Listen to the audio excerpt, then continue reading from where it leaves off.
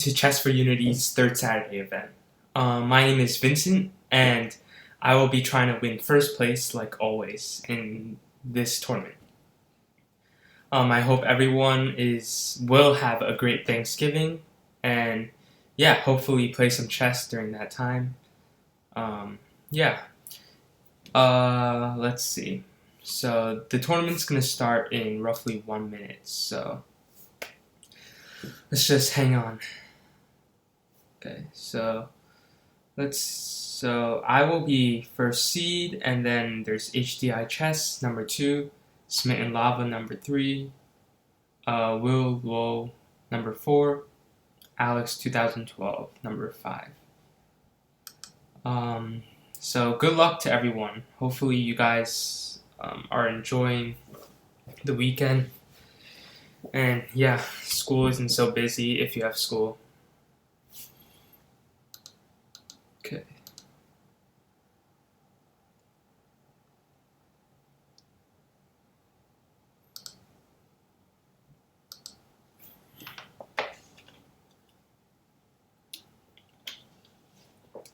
Okay.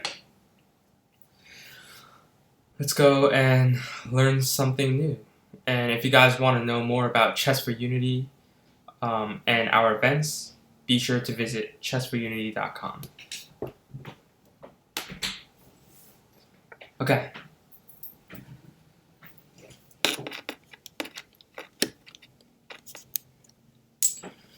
Okay. So the first game I'm playing against Niue Merson. New Emerson. So good luck. Let's see. Okay, e4 was played. Let's go Sicilian.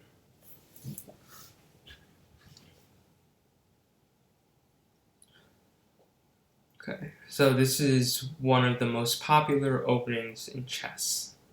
e4, c5, called the Sicilian. And it is played by almost everyone at the top level, and usually leads to very dynamic positions.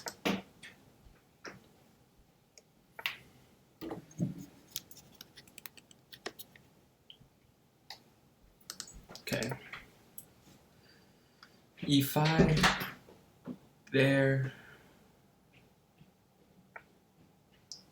Okay, d4.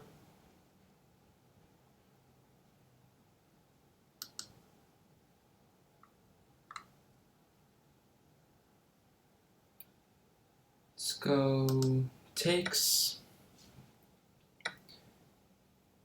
And this is all like theoretical, so it's been played multiple times.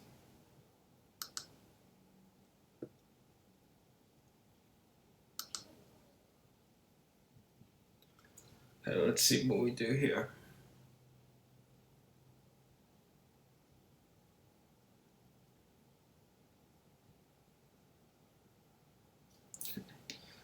Let's take knight.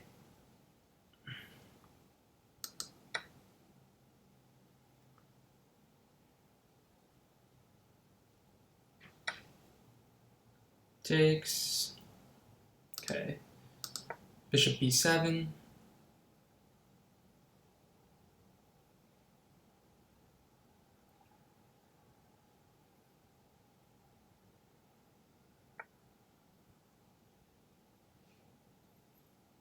Okay. Bishop e3.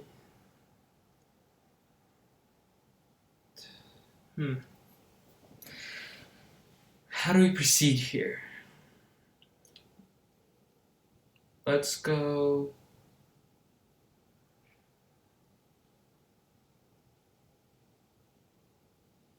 d6.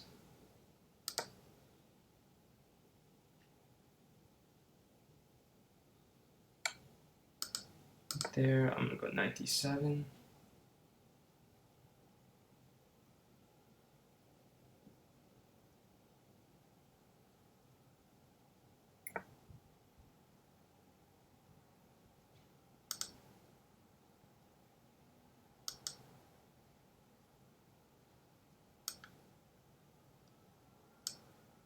Okay, castle, bishop e7. Position looks alright. Looks around equal, I would say. Okay, I'm a little bit surprised at bishop takes d7, just voluntarily giving up your light square bishop. I'm not sure about that, because now I have the bishop pair, and it seems like my king is going to get to safety. So now I am perfectly content with my position right now. Okay, knight g5, that is even more surprising.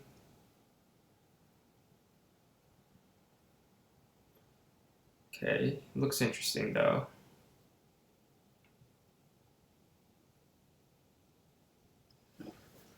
Oh, let's try to see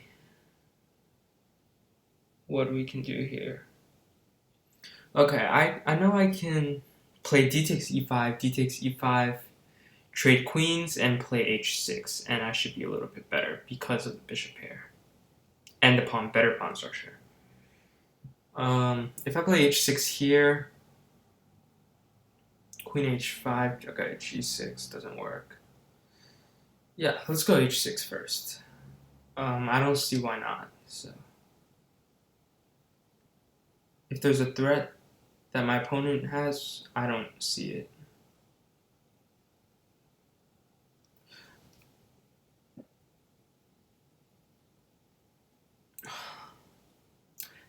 Okay, I'm starting to rethink because h6, queen h5, g6, queen h3. I mean, it looks like a good idea, but maybe the endgame is better.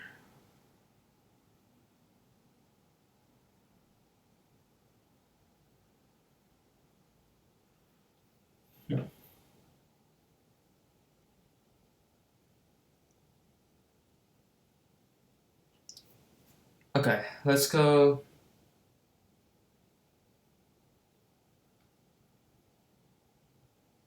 Yeah, let's go for taking the pawn.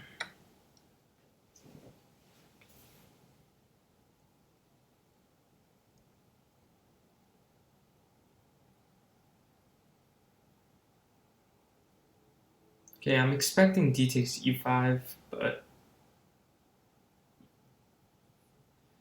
I wouldn't be surprised. Okay, queen h5. I didn't really view that as a threat because one, I can just play g6, honestly, and two, I can take on g5.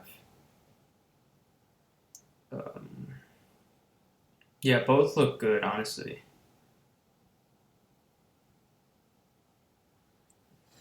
Let's see. Maybe it's better to keep the bishop. Yeah, let's go g6, see what he has in mind.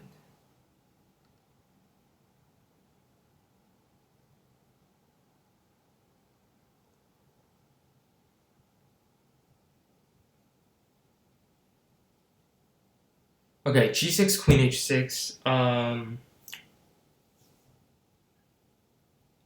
Maybe queen c6.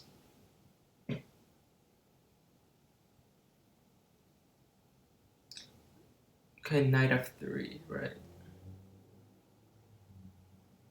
It's hard for me to see that would be a problem, though.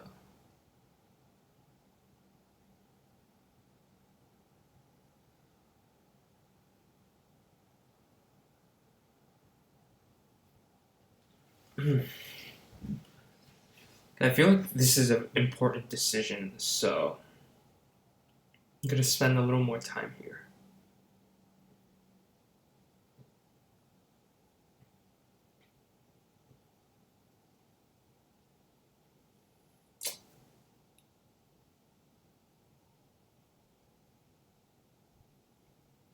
So bishop, okay, let's calculate bishop takes g5. Of course, queen takes g5. Let's look at f6. Queen h5, let's say. g6.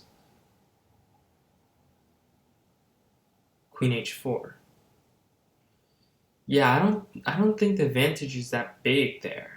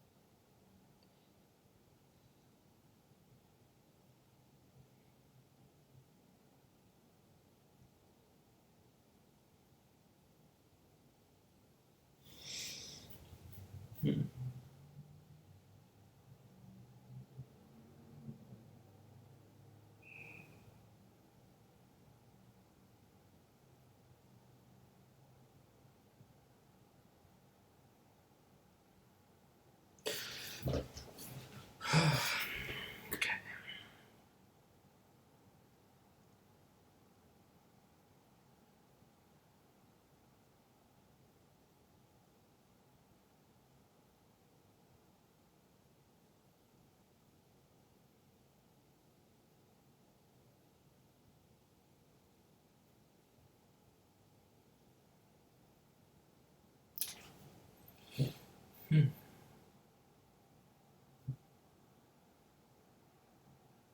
let's make a decision. Let's go. It's not a huge advantage, but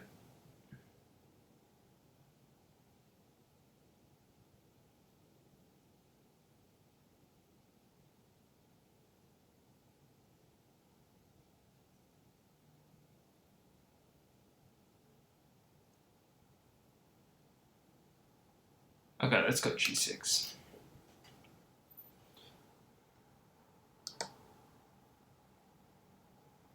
Yeah, I just feel like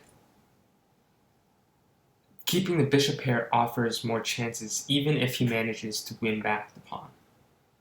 Okay, queen h6 makes a lot of sense.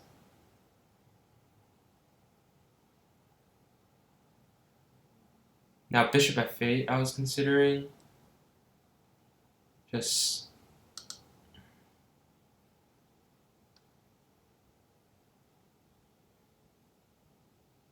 moving and maneuvering the bishop to g7.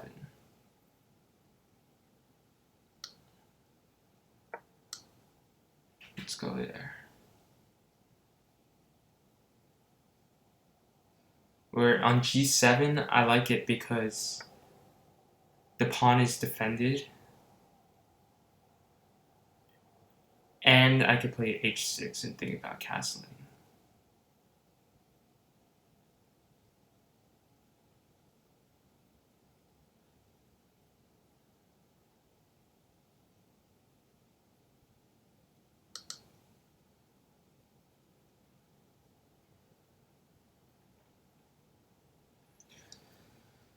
Okay, what happens if...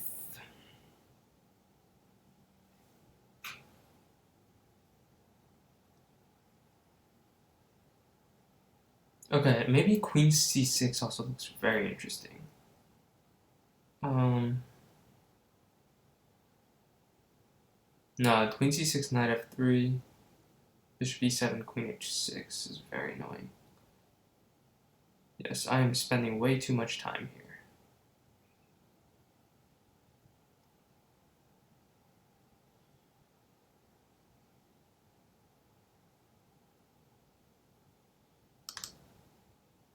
Okay, bishop g7 it is. Yeah, I think I made a huge mistake by spending so much time. Now I have 5 minutes compared to my opponent's 13 minutes, and that's never a good sign, especially in a rapid game. You can't have that kind of time disadvantage.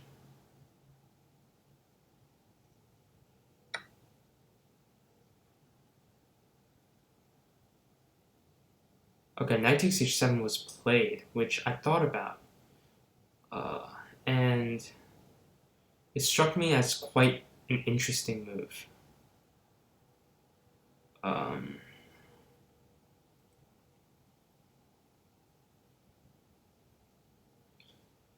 Okay, let's go queen c6. I was thinking that might be interesting.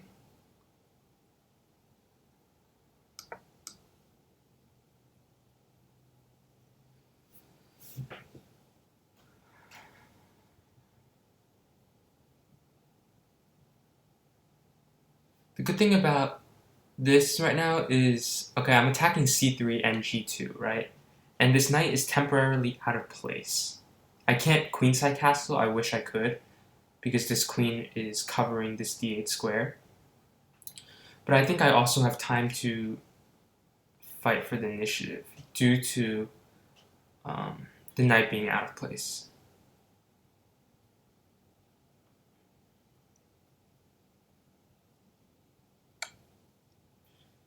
Okay, knight f6 I think is just a blunder. Yeah. Yeah, that's... yeah. After takes, bishop takes, queen takes f6, I have queen takes g2 mate, so...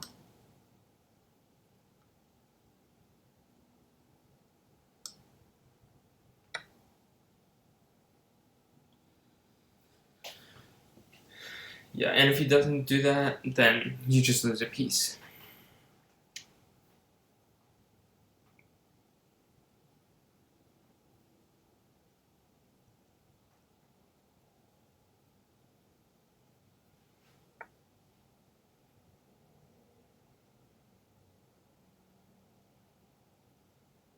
Okay, d5 was played, which, again, I'm not sure I understand that. Again, I have a lot of moves here. I can play queen takes d5. Probably just wins. Probably so there's a ton of other moves. But let's just go simple. Just take the queen.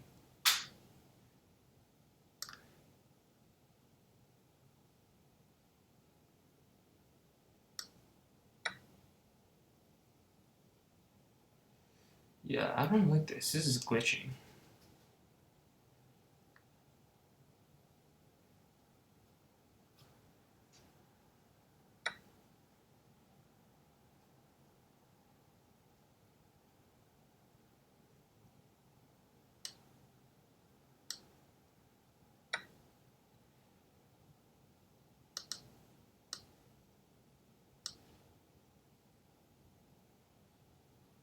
Yeah, so the rest of the game, unless I somehow lose on time, I think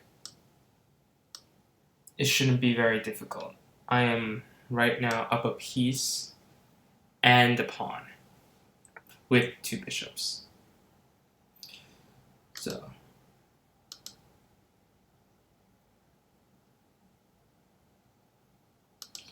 c4.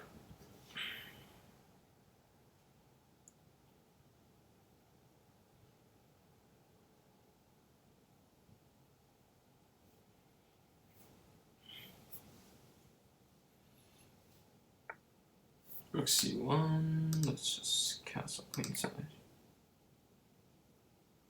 Get the rook in the game.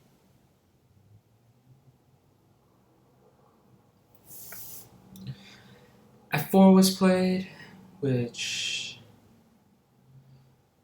again, at this point, does not make much of a difference. Just take it.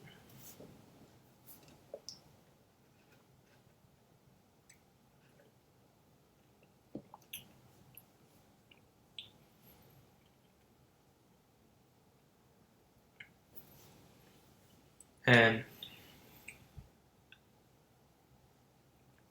okay, rook takes. Sure, I can probably just take it. Yeah, let's just take the rook.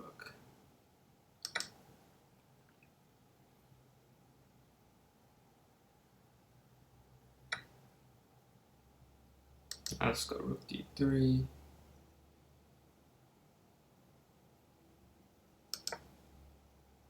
Okay, and hopefully gobble up this pawn on c3.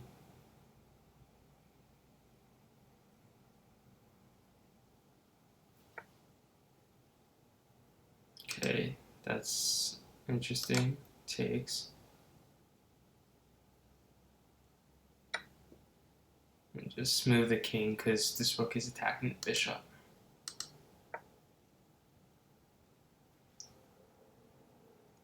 Yeah, I think this is pretty easy execution here.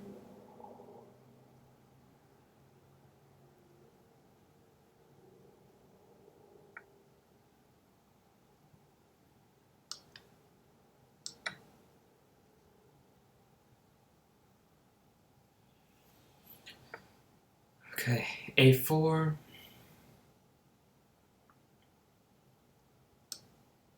Rook d4. Again, I'm not going to commentate too much on what's going on here because I'm up a piece and 2 pawns in an endgame. So it should be an easy win. But I will continue to describe how, like, my thought process of why I'm playing rook d4 and stuff like that. Rook d4 attacks both the f4 pawn and the a4 pawn. And after a5,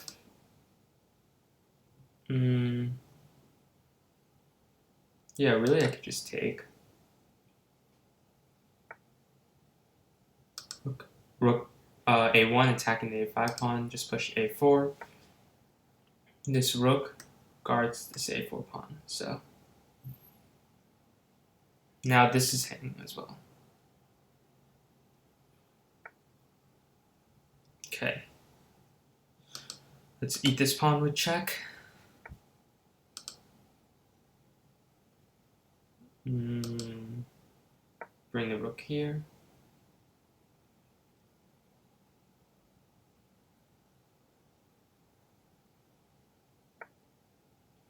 Let's just go a3. Probably take on a3, or else I go a2. Once he takes on a3, then I'm planning to just go rook b3, trade off. White's last dangerous piece. And now, let's bring it back to the outpost and just start pushing.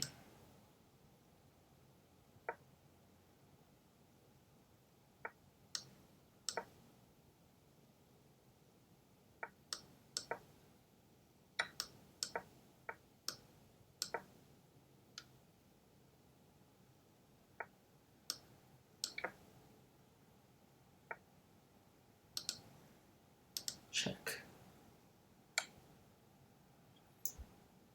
Now, just win with the queen. Let's see how powerful the queen really is. And really, White's only hope here is for some sort of stalemate, but that is impossible due to this pawn on h2 still being here, right?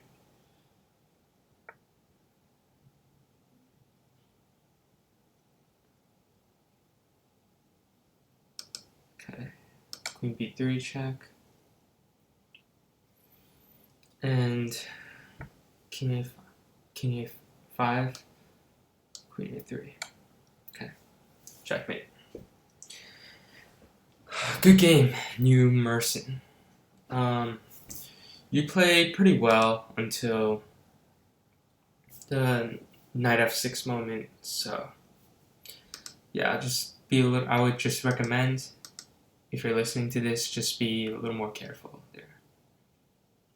Okay, let's check out the games of other players. If this computer will not stop glitching.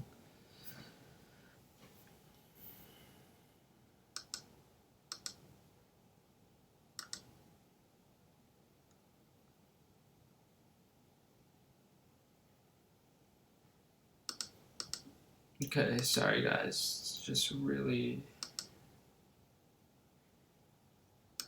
Just gonna refresh this page. Oh, never mind. It's too late. Refreshed it.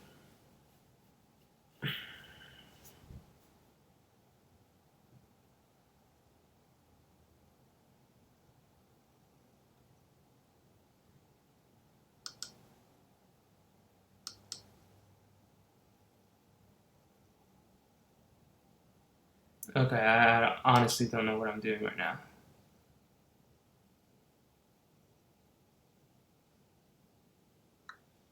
Okay, so let's look at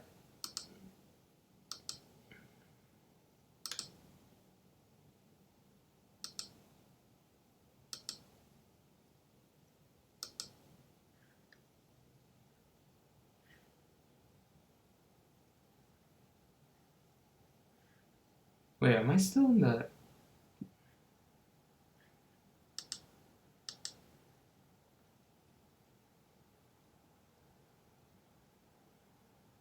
Okay, somehow I'm unable to check other games.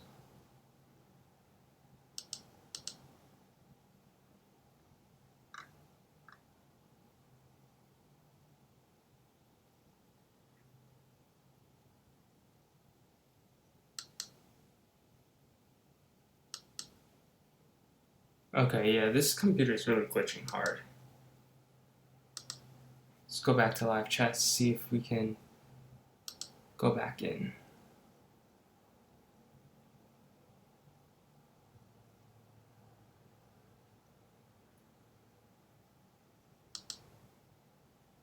Okay, back in now. Thank God. Okay, so let's take a look at some of the games left. Let's take at Hdi Chess versus HTT49 and try to evaluate this position. And we can see here, first we check the material. White is up 2 pawns, and now a rook. So the game is pretty much over, I would say. Yeah, that was a big blunder.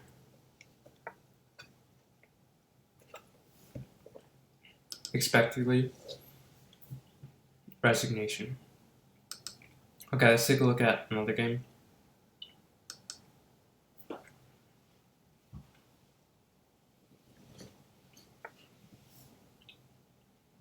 Okay, this game between Fish Dom Legend and Smitten Lava. So we look at the material here. White is up a pawn, but it's not just any pawn. It's triple pawns. White also has a bishop and a bishop, which is better in open positions like this one, and an active rook. So even though the bishop's not here anymore, I think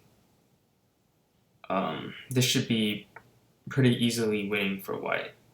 White really just has to push everything because with 2 connected passed pawns, you just can't defend. It's impossible. I mean, usually with 2 connected passed pawns, it's almost impossible to defend. But with 3, yeah, no. Okay. But white should still be a little more precise. I would have brought the king in. At least next move, maybe, depending on what black plays. But once you get your king in to support these pass pawns. Okay, now I think you should push one more time.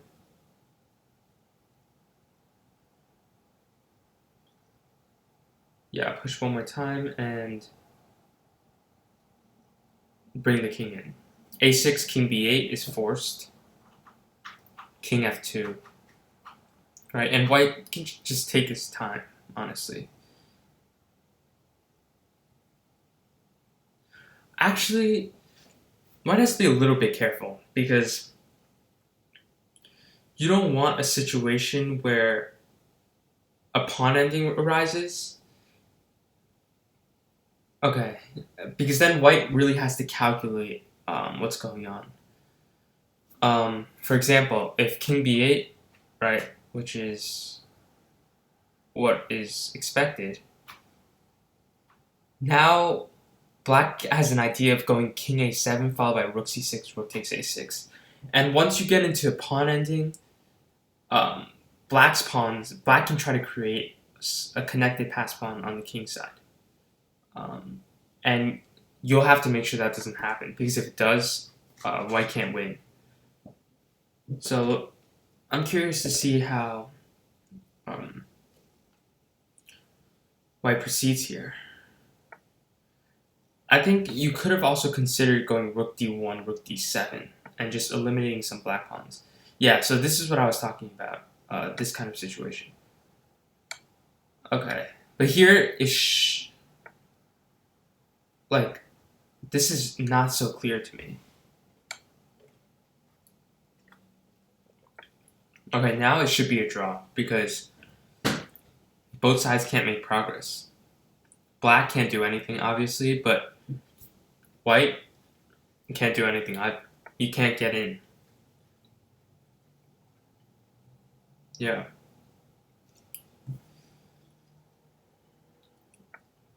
Yeah, h5, something like that. Followed by g5. Actually,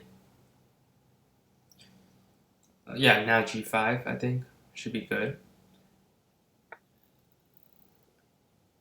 And if g4 takes, just play f5. And it's a draw.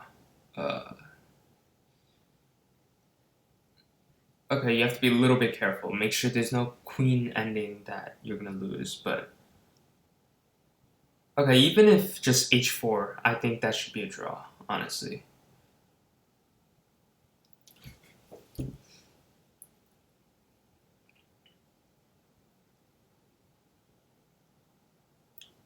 So black is clearly calculating h6, g4, h6, g4, f5, And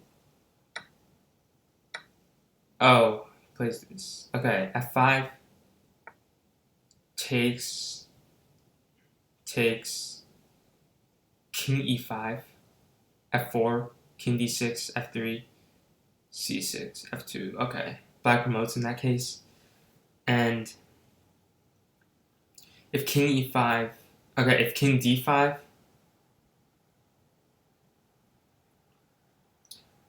f4, c6, f3, c7. Okay, let's see how it plays out, because I'm just naming moves. But so like king e5, I was talking about. Okay, I mean g4 probably draws too, honestly. Yeah, just g4 or f4 I think also draws. Yeah, I think the problem is both sides can't make significant progress. Okay, yeah, now it just, there's no way. It's just a kind of stalemate in a way.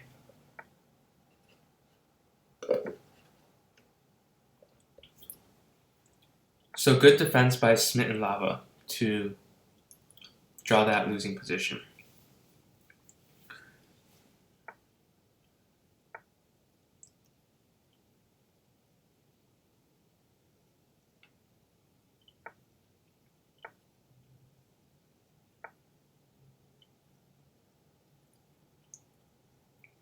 Okay, draw. Expected result. Let's see if there's any other games left.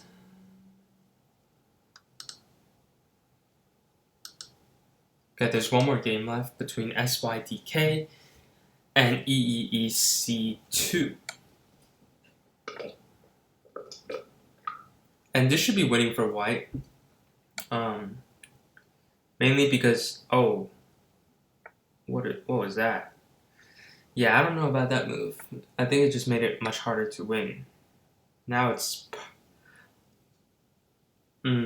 yeah, it's tough to evaluate this position, but honestly, I don't know why White did that. Oh, okay. That's interesting. Yeah, so what I was talking about was here. I'm not sure why White didn't play just knight c5. Knight c5 just protecting this a4 pawn, right? Instead, White played this and allowed Black to take the pawn. Now it becomes much tougher, but White just won the h6 pawn, and that should be game. But again, there's time trouble, so it's not always easy to win when time is ticking, no matter how winning you are. Okay, but this should be, yeah.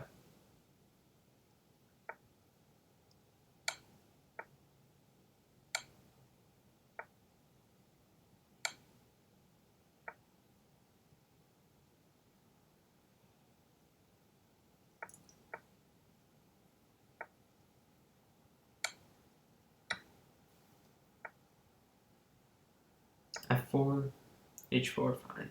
That's fine too. Takes. Yeah. We'll just put this game on, but this should be pretty much over.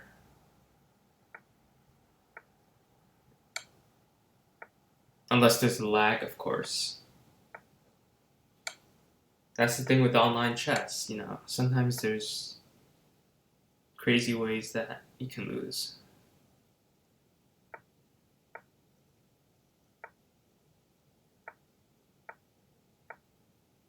And don't stalemate. Yeah. Once you do that, you should be good. Yeah, and White seems to be playing really quickly. So, yeah, you know, get a second queen.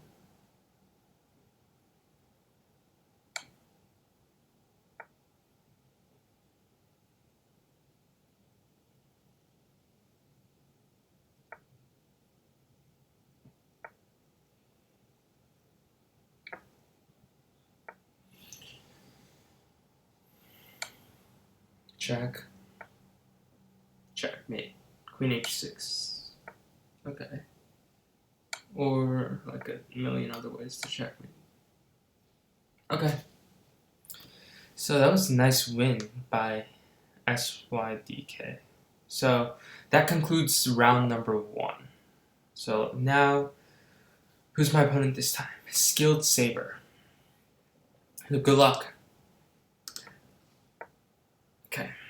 Let's go for d4, knight f6, knight f3, g6, g3.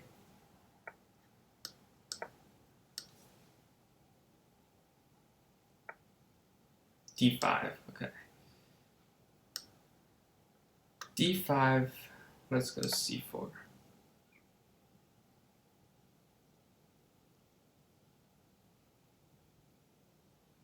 I probably should have castled first, but...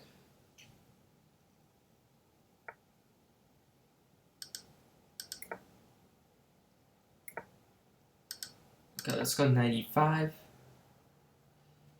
Protecting the c4 pawn, really. Knight bd7, and what now? Let's see. I think I could play f4, actually.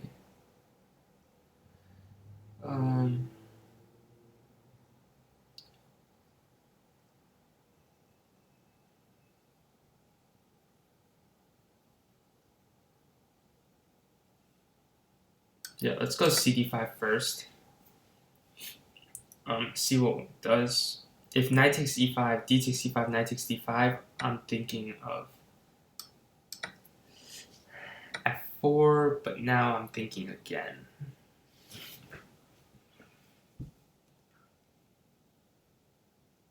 Because queen b6 looks annoying. Yeah, that was a bad idea.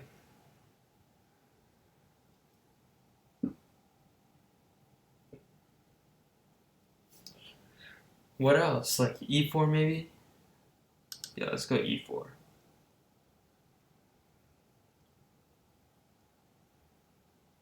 e4 knight b4 is really annoying. Queen b3. Yeah, I mean, I guess that's not terrible. Yeah, I mean, what have I done though?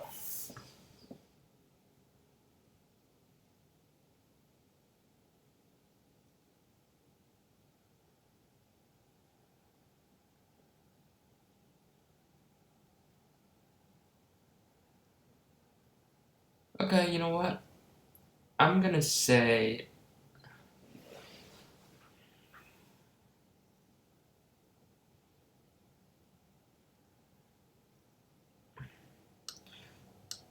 Okay, I'm gonna do something that's very, very...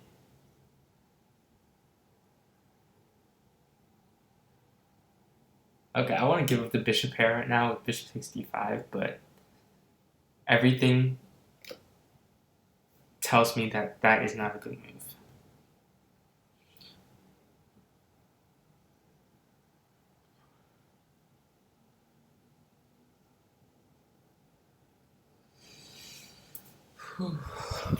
Okay. Yeah, it just does not, like...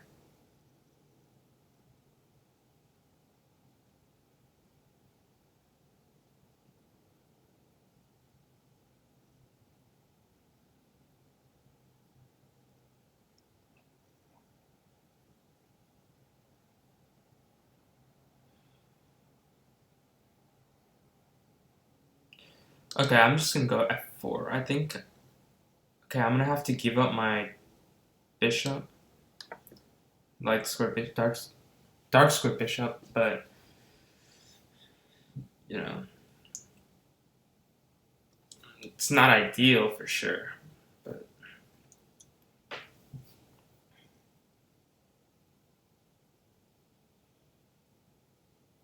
Yeah, I definitely could have played much better. I think c takes d5 was a little bit of a mistake. I think maybe f4 first. Yeah, or something like that. Yeah, this just does not look good. Play too fast. Okay, actually, now that I think about it, after queen b6 check, I could go rook f2. I don't have to go. Yeah, but then after knight e3, I have to do it anyways. Yeah, no. Yeah, because so I was thinking queen b6. I don't know if I can do that. Okay, queen b6, rook f2. But after knight e3, I cannot give up my light square bishop in this kind of situation. Okay, I am kind of shocked about that move.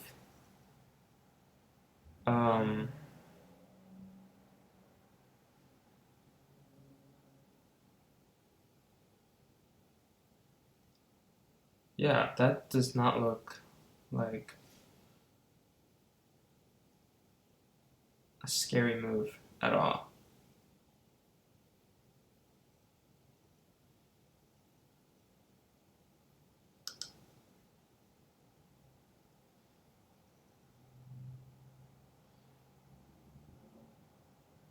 Okay, I'm just going to try to get the knight out of here.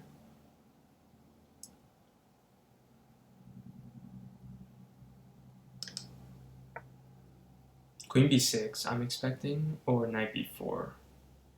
I don't know. But for knight b4, I was thinking just knight c3. Because I don't mind an endgame, because this bishop is just atrocious.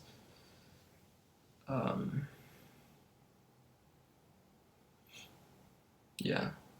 But on the other hand, I did block my light square bishop, which does not look great. So, yeah, it really depends. If queen b6, I think I'm going to play rook f2. And after knight e3, I'm going to play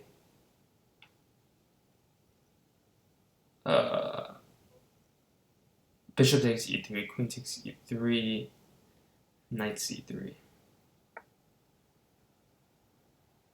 Okay, here.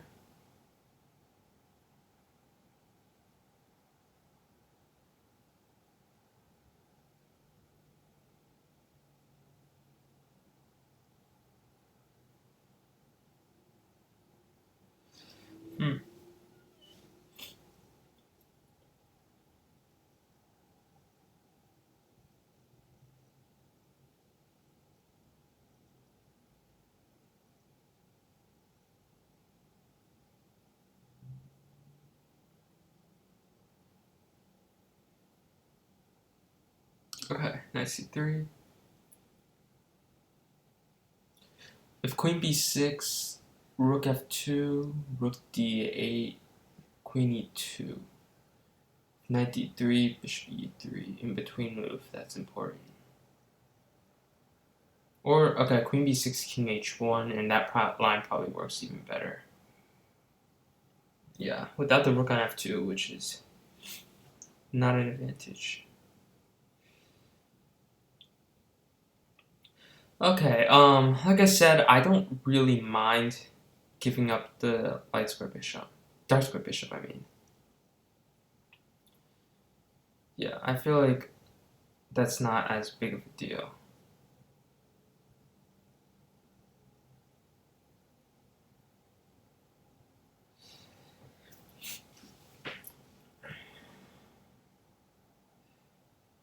That said, if I can avoid giving up any bishop, that'd be ideal.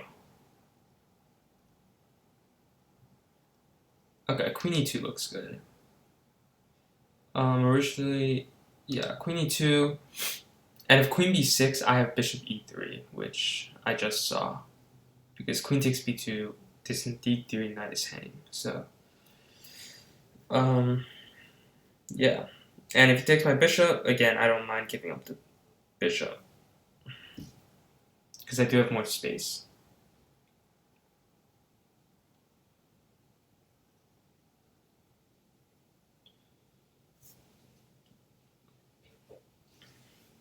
And you can't do nothing because rook d1 is a threat. Actually, rook d1 is not a threat because knight takes c1. But now wait. Oh. So bishop a6 is the idea. Okay, that's That's interesting.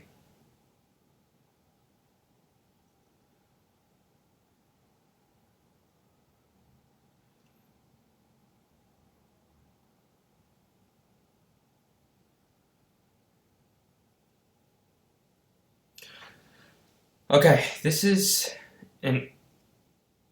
Oh, never mind. No, I can still play knight takes c1. I don't know what I'm thinking.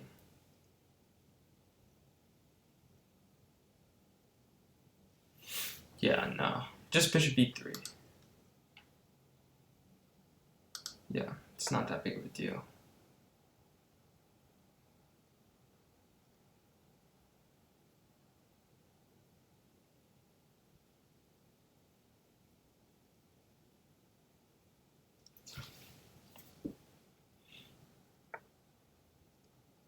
Okay, I'm not surprised.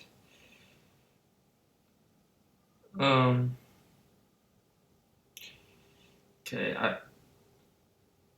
there's not as many good squares as I thought there was gonna be. I think I can consider playing rook d1. Rook d1. Yeah, you can't really move the knight anywhere good because this bishop on a6 is hanging. So let's go there.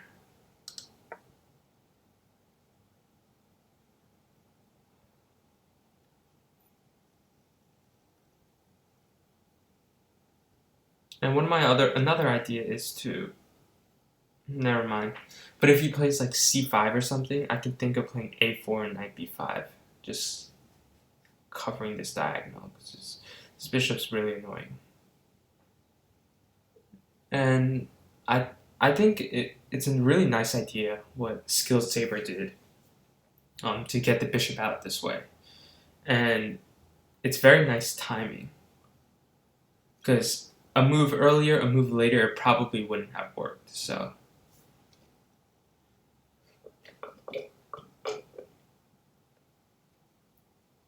just having bubble tea, so.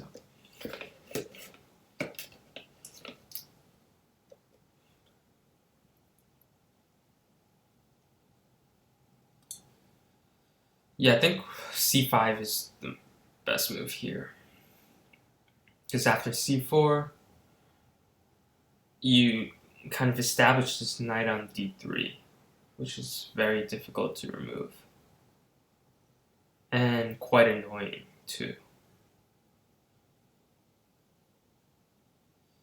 And I'll probably play bishop f1 or something, try to remove it, but it's going to take a lot of time.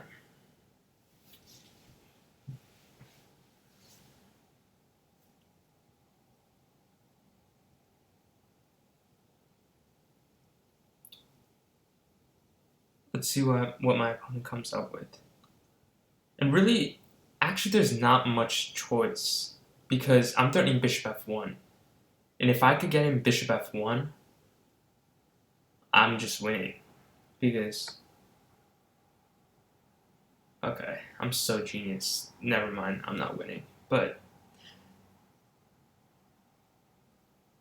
Okay, yeah, but there was some truth to what I said. If it was my move, I played bishop f1, I think I'm winning. But here, bishop f1, my opponent still has the resource rook d8. So it's not winning, but...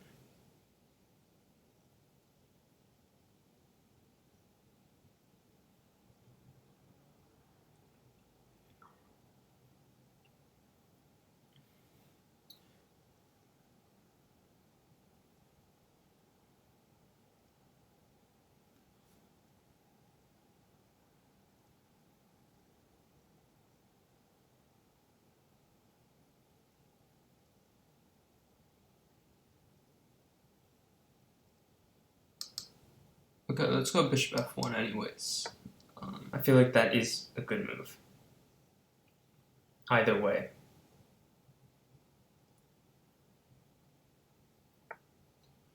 Okay, rook d8. Now I was thinking rook d2. Because if knight f4, again, bishop takes... Queen takes a6, I mean.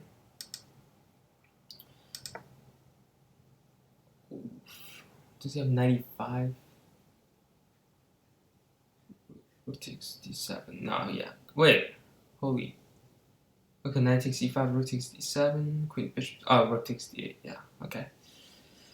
Oof, that was close.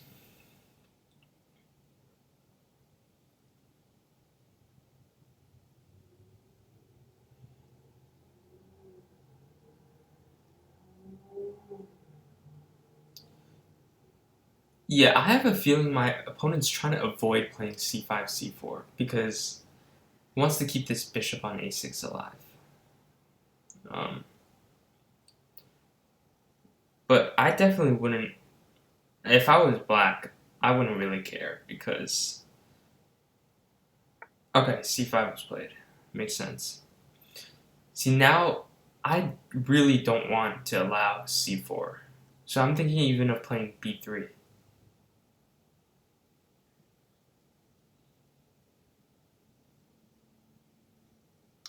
Yeah, let's go for it. See, another strategy in Rapid is to just play faster. Like, not play faster. Play with an idea behind what you're doing. Play with a threat. Make your opponent think. Right? And by playing b3, I'm stopping my opponent's first idea and making my opponent think of another idea. And if you could do that and just continue putting pressure, most people would fall at some point. So that is a strategy you can kind of consider when you're playing a rapid game. In classical chess, it usually doesn't work as well because your opponent has more time to think. But in rapid chess, it works better because it's not like you can think forever, right? There's a certain time limit that is much lesser than classical chess. So I don't know if anything I just said makes sense, but yeah, the point is that in rapid chess you should try to create threats and let your opponent respond to them. Let your opponent figure it out.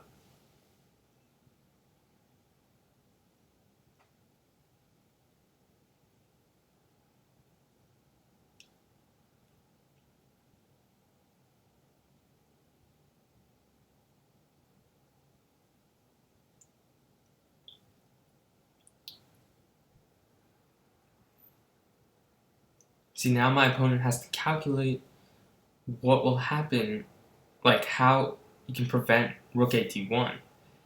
And first of all, it's not easy. Right now, I don't see a very clear pathway. I'm sure there is because, let me think.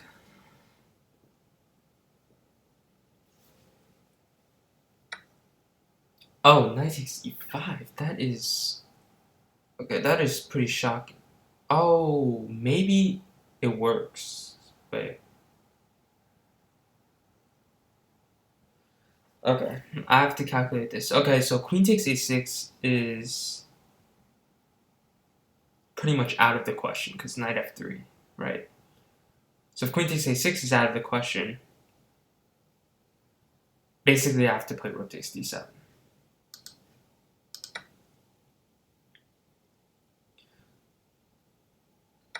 Bishop takes e2 is forced, and I pretty much have to play rook takes d8, so I'm not even going to think.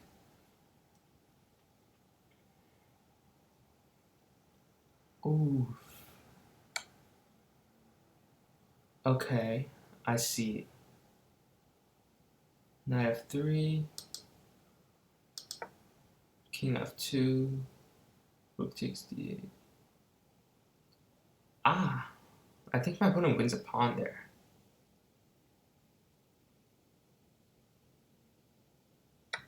Oh, but I have knight takes e2 here.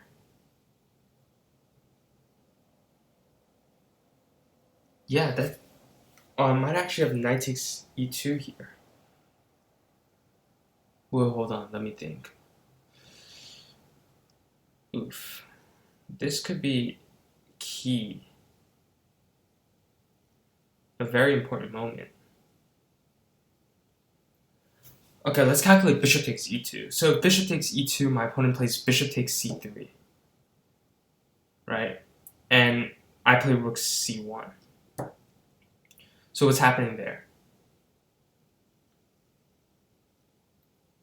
I'm attacking the bishop and the knight.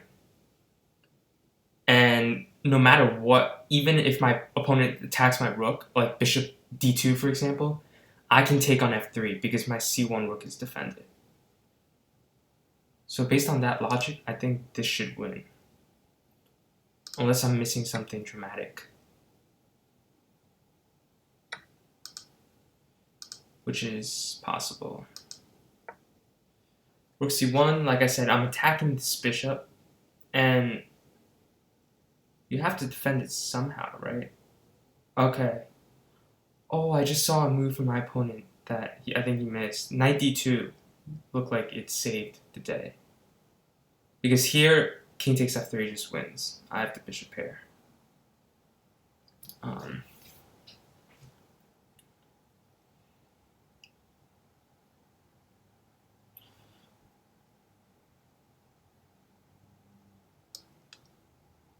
Yeah, that's really unfortunate for me.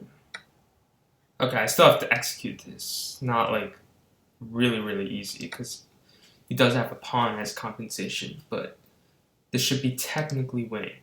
Okay, the idea here is rook c1. I think black has this knight d2 idea. The idea is after rook takes c... I can't play rook takes c3 because the knight takes on e4. Right? And if I protect e4, he has time to escape his bishop. Yeah, and there's really no good way of protecting e4. Yeah, so I think black might be better there. So yeah, definitely dodged the bullet there. Okay, let's see what happened here. Okay, and this is a very interesting endgame because white is better, but it's still not super easy to execute. So let's see if I can do this. Okay, so first idea is to create some weaknesses.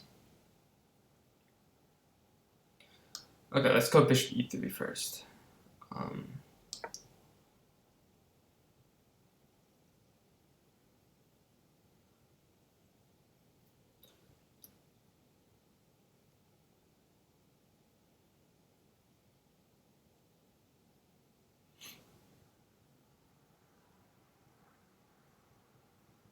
I have to penetrate with my king. Black basically has no prospects in this position. Like there's no way for black to do anything. But white also has to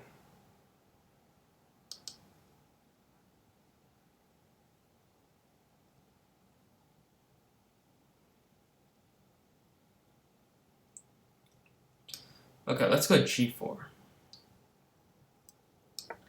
I'm not sure if that's the best idea, but I think it could create a weakness in the position, or at least gain some space, right, which could benefit my overall chances here. And the good thing about the bishop pair is that right now my two bishops essentially work to shut down the entire black queen side. Black cannot move any of the pawns here. And that's a huge problem for her.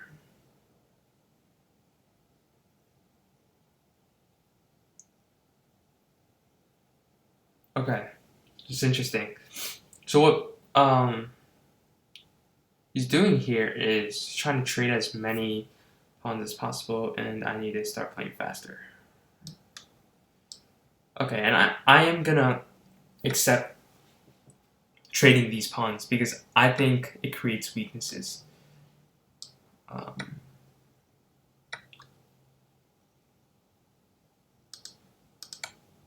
weaknesses that my opponent likely doesn't really want to deal with. Like, because I have 2 bishops, the weaknesses are much easier to defend.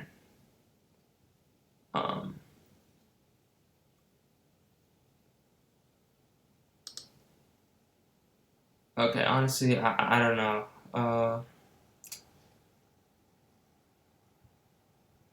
Yeah, I can't. Okay, let's go king e2. Just want to prevent, like, any invasion. I don't think h4 is any concern. I feel like I can easily neutralize that pawn, but I could be wrong, honestly.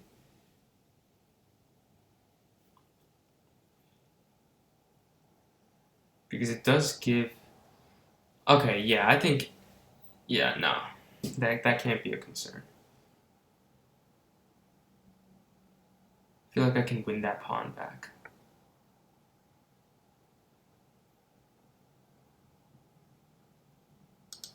Okay, let's go a4. Yeah, just keeping close that queen side.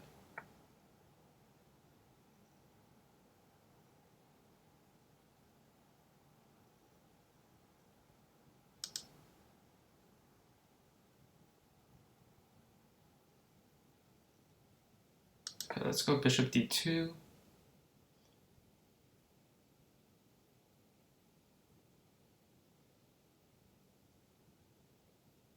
I'm trying to do some maneuvering here. Get my bishop on e5, hopefully, because with the bishop on e5, I have this constant bishop c7 threat, which my opponent might have to worry about, so yeah.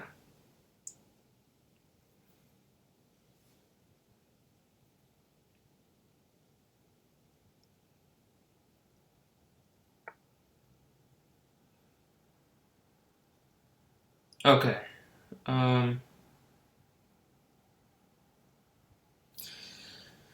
Yeah, I thought that wasn't a very big concern because of bishop e1.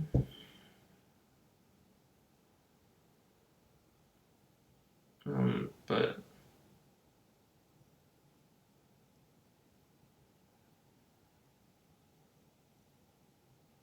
or we could go h3, I think might be even better.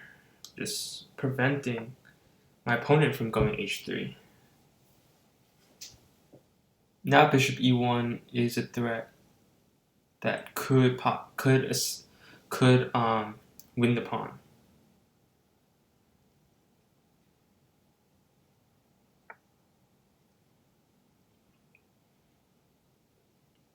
Okay, there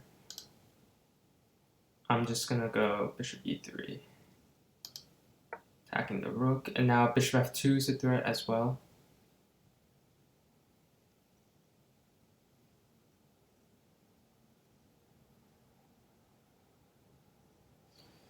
And really, the idea is not really to win the h4 pawn, but really to paralyze the black rook.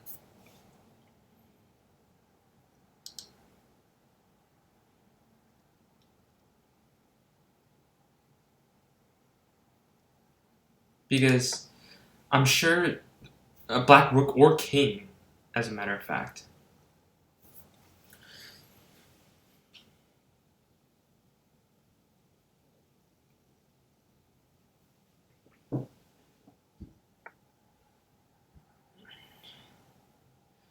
Okay, rook e7. Let's go bishop f2.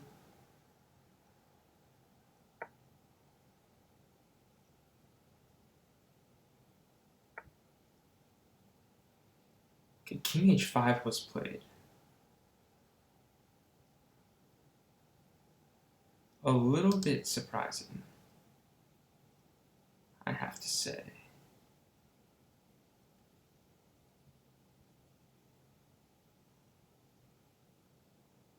Okay, let's go bishop d3, attacking the f5 pawn.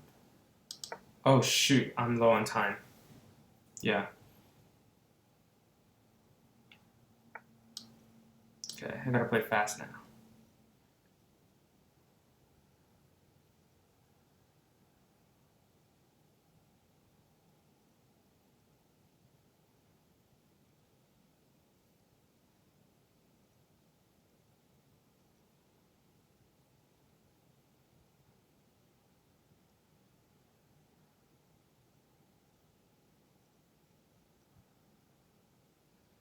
Please don't lag, computer. Please don't lag. Okay. What do I do? What do I do? What do I do?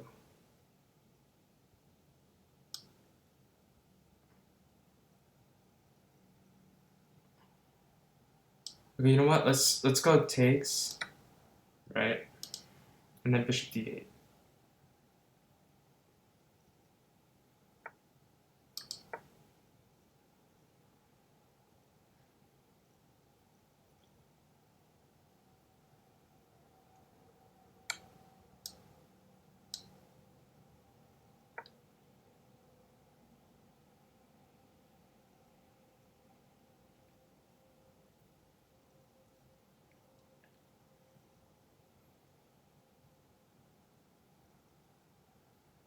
And the idea is that I think I win this pawn no matter what on b6. And I'm going to try to keep this pawn on f4.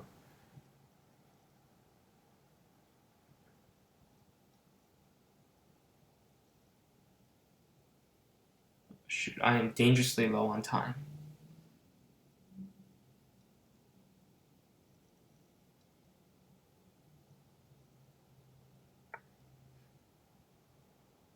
Okay, bishop c7.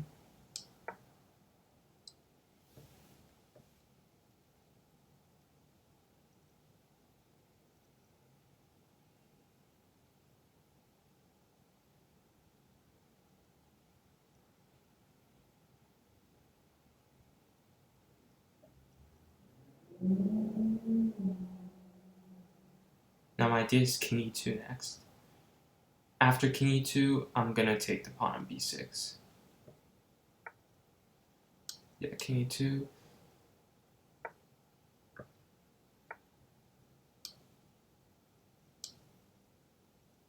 Okay, no, you can't, don't lag. Okay, king e3. Check probably.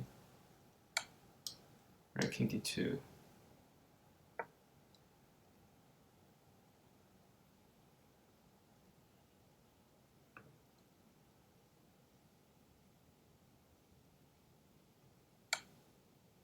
King c3. Just trying to protect everything here.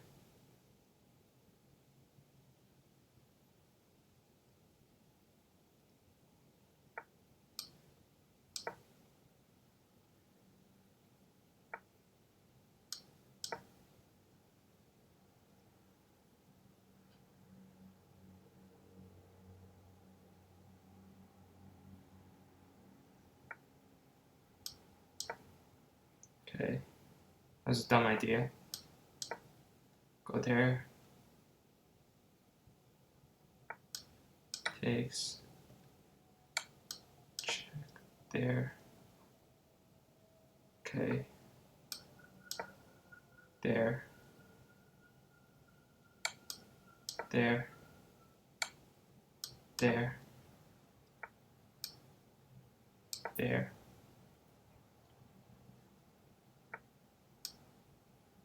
There.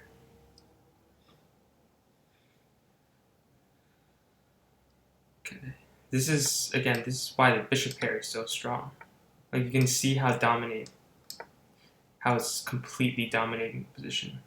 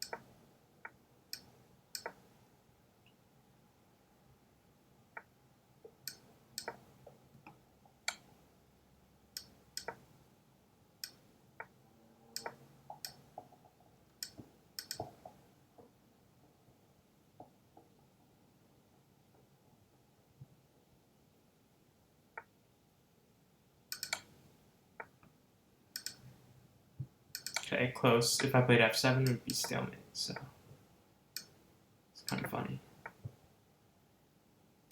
Okay. Since I'm auto-promoting to queen, I have to make sure that when I promote, it's not stalemate. Okay.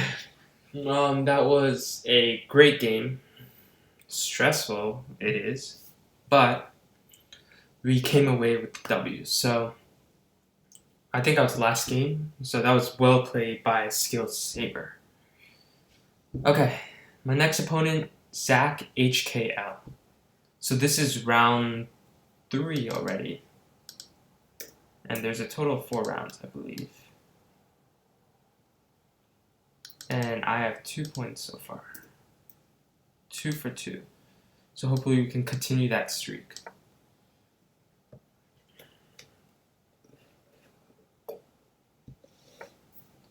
Okay, now before we played the Sicilian, now let's switch to this French defense.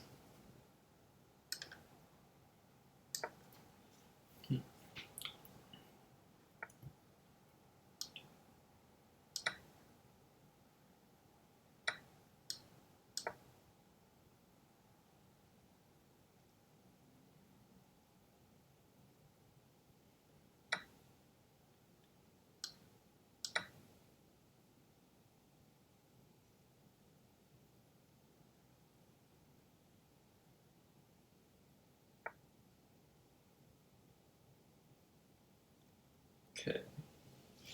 Knight b5.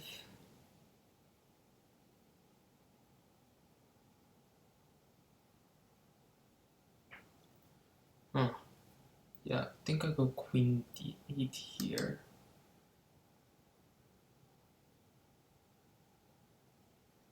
Yeah, I think I do. And for knight c4, knight d5.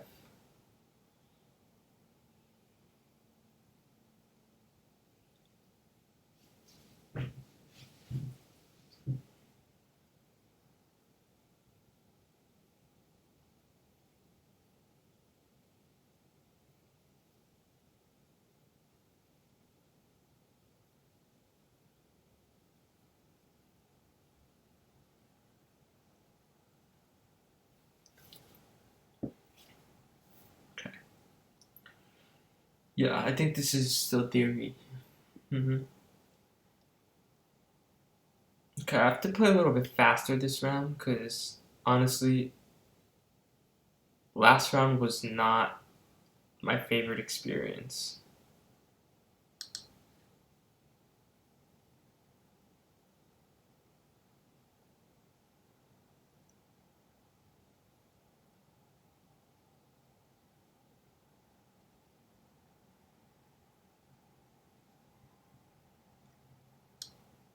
Let's go a6. Just kick out the knight.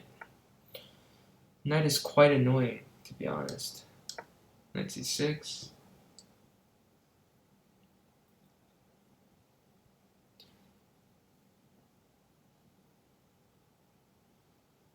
a3 is, I don't think it's a good move because it's too passive.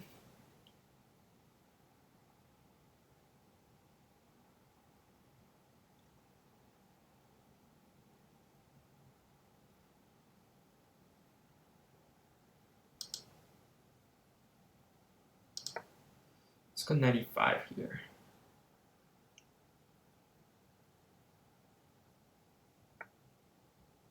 Whoa, okay. You know what? If you're going to give me a free bishop pair, I'll take a free bishop pair. Any day of the week.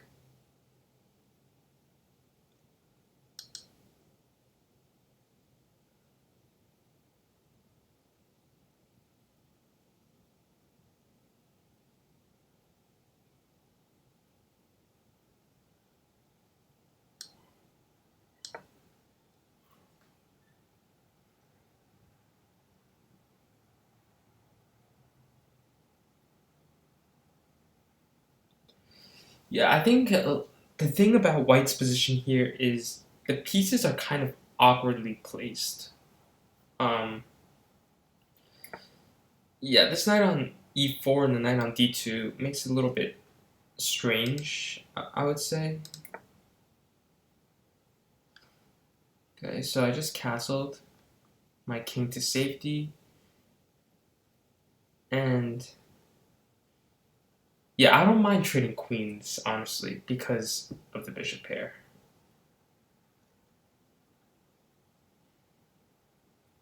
I feel like a queen trade would be in my favor. A good queen trade would be in my favor.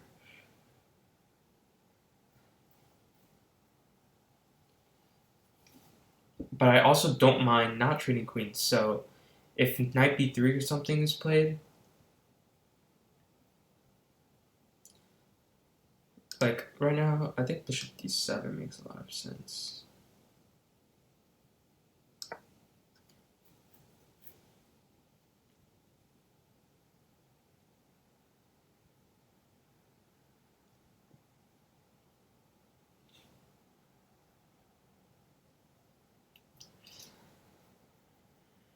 Bishop c6 is what I want to play next. Just activating my bishop. Okay, knight f3. That's pretty logical, I would say.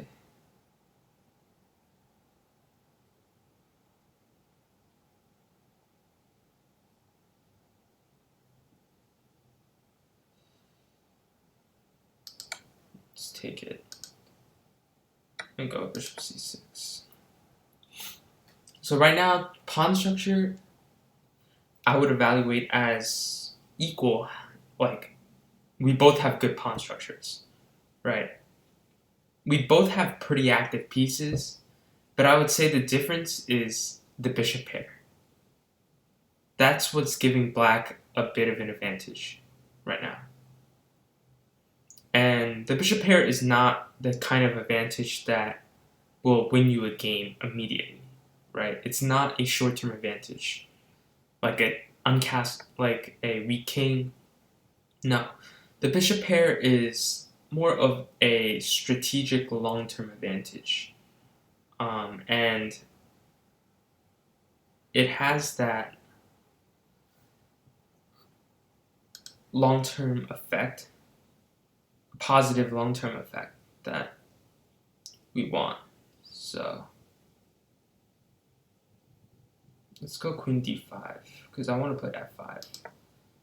Because my idea really, it's not really just to play f5, but white wanted to play bishop d2, bishop c3, develop the bishop, and queen d5.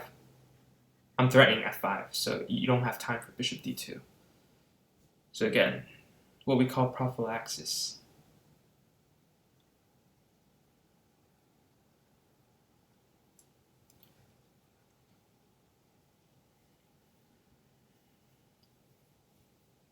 And queen d5 also has the other purpose of allowing me to connect my rooks.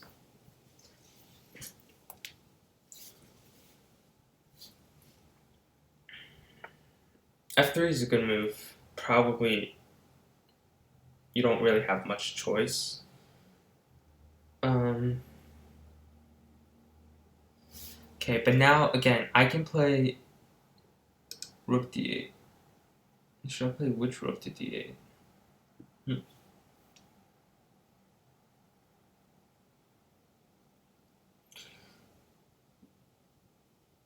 Okay, let's go this rook to d8 because I kind of have like a deeper idea here. I'll explain it to you guys if my opponent.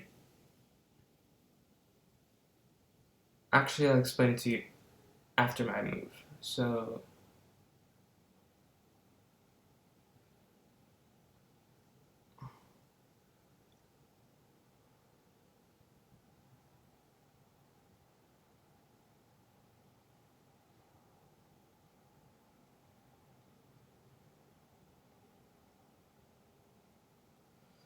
Okay, I'm probably being a little bit dramatic. Okay, so if rook d8, bishop d2, f5, knight c3, queen takes d2, queen takes e6. Right. The reason why I wanted to move this rook is because I would have rook f7.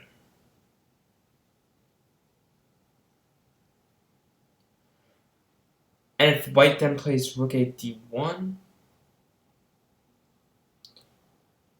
I have bishop c5, king h1, queen g5.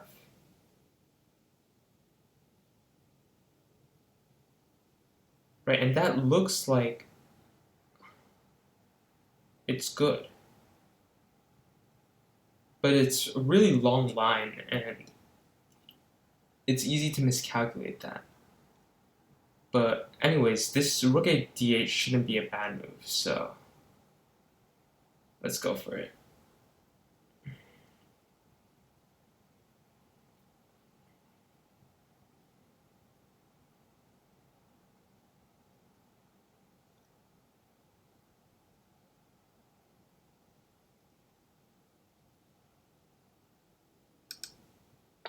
Yeah, let's go for it. I mean, first, white has to see that bishop d2, f5, knight c3 is a possibility. And it's not like the easiest thing to see in the world, because it's very easy to write that off, because it looks like bishop d2, f5, and you lose a piece. So for my line to even like begin to work, white has to be able to see that. But I think it does work.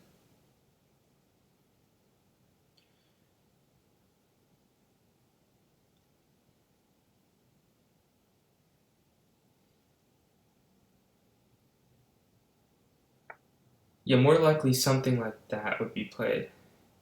Okay, knight c3.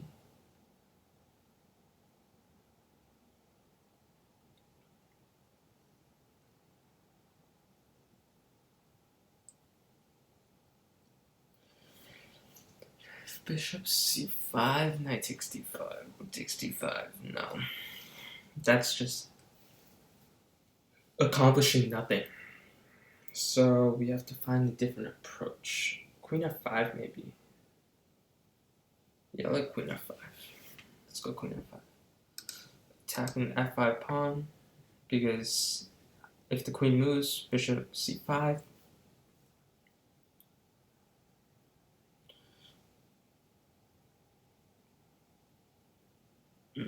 Maybe he just goes knight e4 back.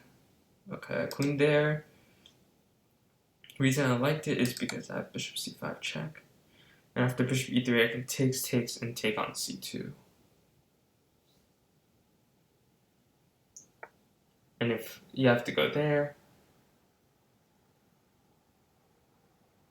I mean,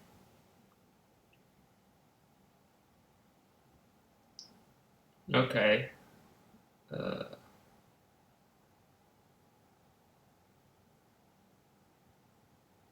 I guess I can double rooks or something.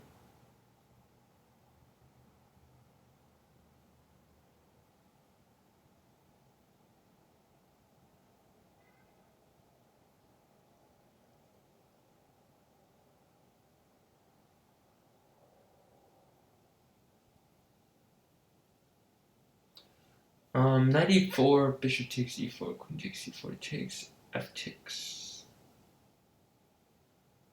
Okay, that's not super clear. I think black is a little bit better there. It's not an opposite color bishop game, so black does have winning chances, I would say. But not an easy win, I would say. Okay, knight e4 was played.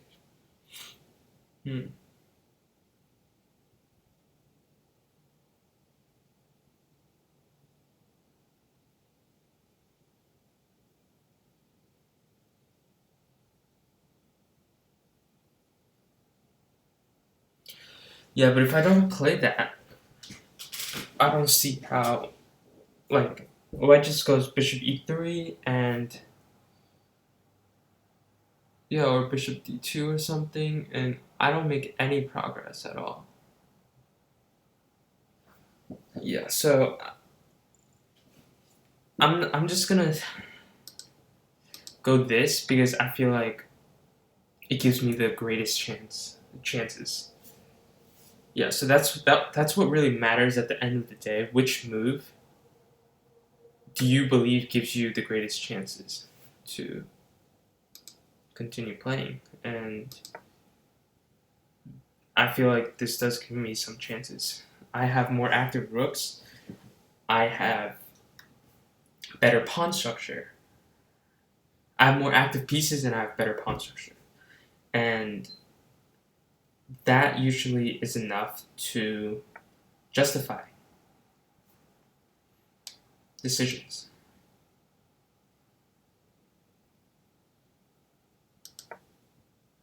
Okay, rook d8.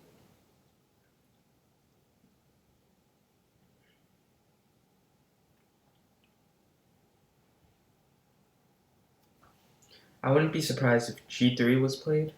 Okay, rook f1 makes some sense too.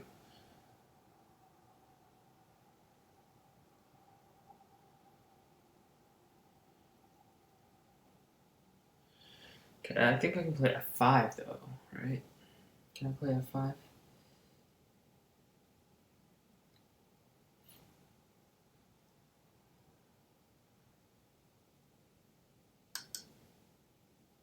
Let's go f5. Queen c f5, queen c4, b5. Yeah, that works for me. b5, bishop f4. No, this works for me, yeah. Let's go f5.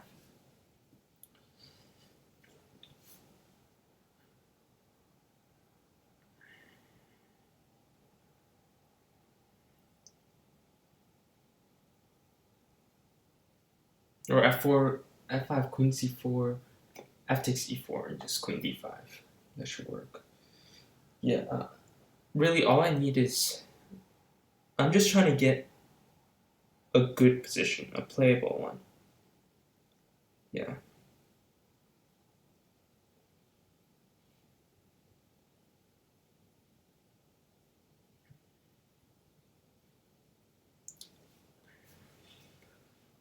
Whew.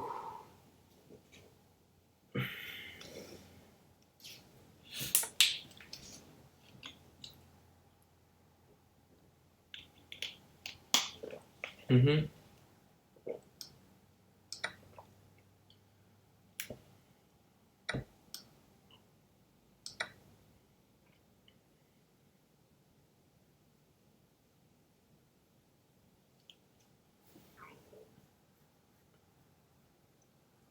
Okay, rook e1 is natural. Yeah, I mean, rook e1 is probably better. I mean, rook fe1 is probably better. Because for rook e1, I have rook f7 or rook f8. Rook f8, let's say. And rook takes e4, g5, I believe. Okay, so my opponent didn't see that, so I have to make sure it works.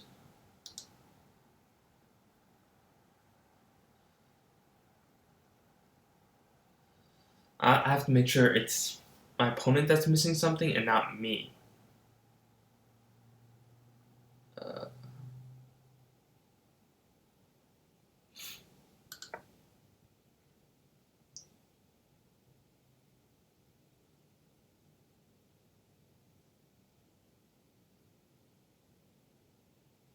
Now it's kind of a difficult situation for my opponent because I'm threatening e3 and g5. No, not g5. I'm not threatening g5, but I'm threatening e3. And then it'd be a little more tough for my opponent to win back the pawn. And that's my goal, to make it tough. Not to make it impossible, but to make it tough. And sometimes making it tough is all you need to provoke something. Yeah, so like I said, I was threatening to play e3, so let's go for it. Now you have to spend a little bit more effort if you want to win back this pawn, right? And maybe rook d2 is even a threat here. I would say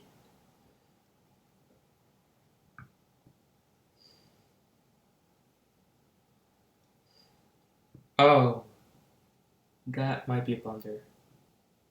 E5 or G5.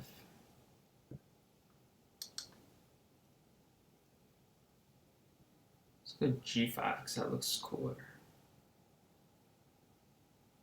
I'm just kidding. They're probably both good. G5 or E5. Let's go G5.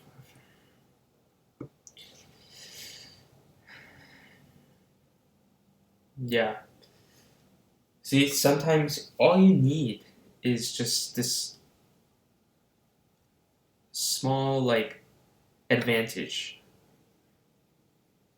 to make it into something larger.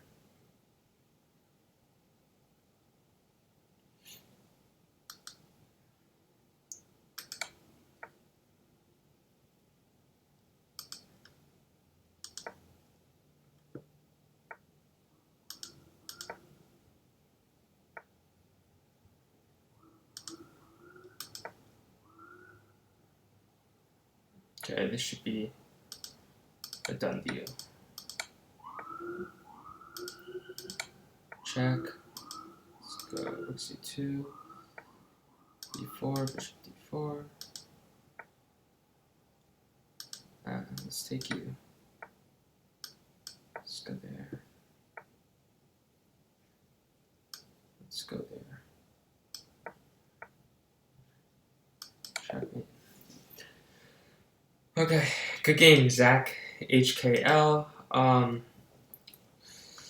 Yeah, I think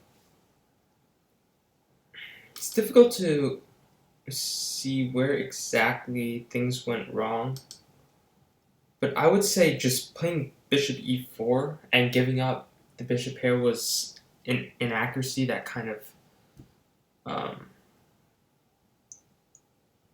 led to more inaccuracies. So I think it was overall a good game. Yeah. So for those who want some sort of moral and what we can learn from this game is sometimes, like at this moment, I was thinking, okay, I have this bishop and this bishop pair, right? And I don't want to give up the bishop pair. But I feel like by giving up the bishop pair, I was able to convert that to another advantage, which is a better pawn structure, right? And more active pieces. Like this position, right? I'm not winning or anything, but I do have a more comfortable position because of the better pawn structure and the more active pieces. And then just putting a little more pressure, right? If white plays rook f e1, if I have any advantage there, it's very small. I would probably have to play e5. No, not e5. But anyways, yeah, the point is rook f e1 would probably be the best move. Wait, no. Rook f e1, I can play bishop f2. Yeah, never mind. So this position is already a little bit tough, and after rook e1, rook f8 was a nice move, just preventing my opponent from carrying out his ideas, right, and being able to make it more difficult. Okay, let's check out some other games that are left.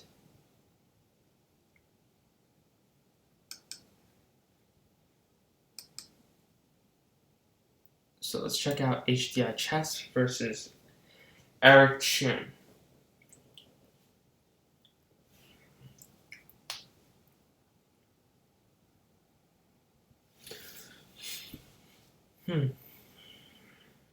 So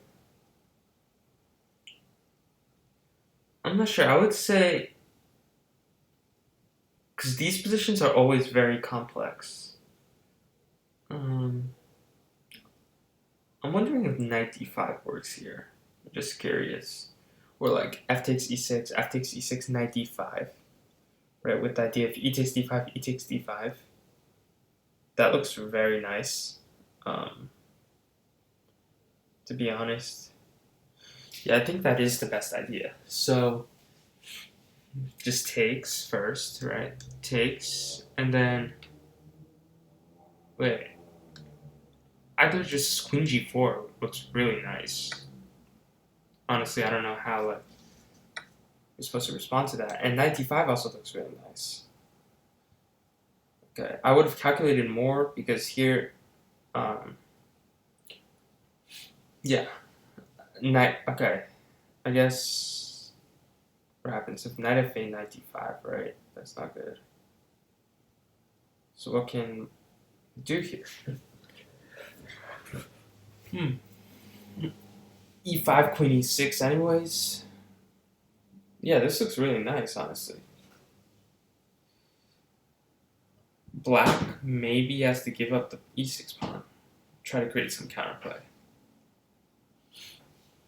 Maybe knight c5 or something. No, that does not look right. Yeah, so here I think queen g4 or knight d5 works too. I'm curious, what do you do here? Like, I don't see a move.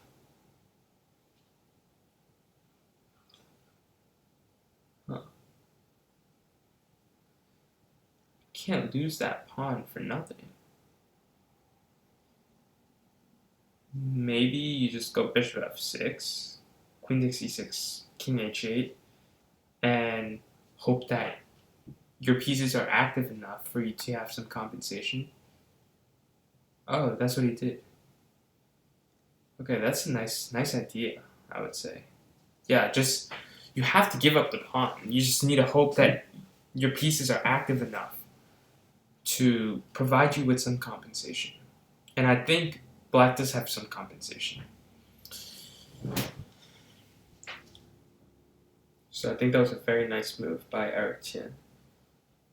Bishop f6.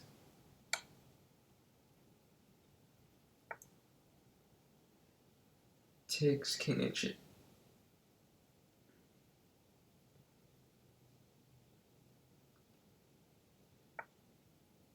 King h1 was played. Very interesting move.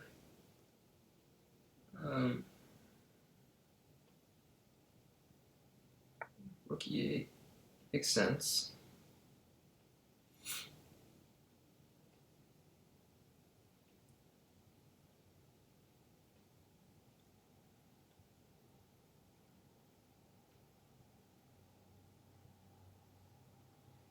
Okay, now black gets some tempos with the knight, right?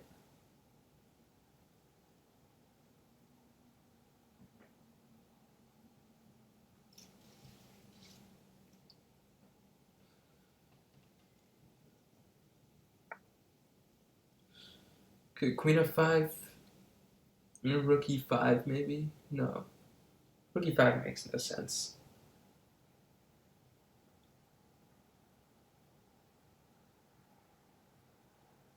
What can we do here?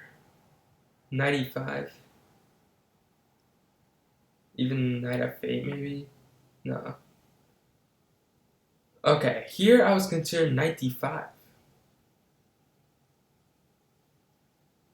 Wait, no. Knight d5, bishop takes d5, bishop takes f6, bishop e6. I see. So, knight c5 is totally playable. And it also makes sense because you're putting more pressure on the e4 pawn, right?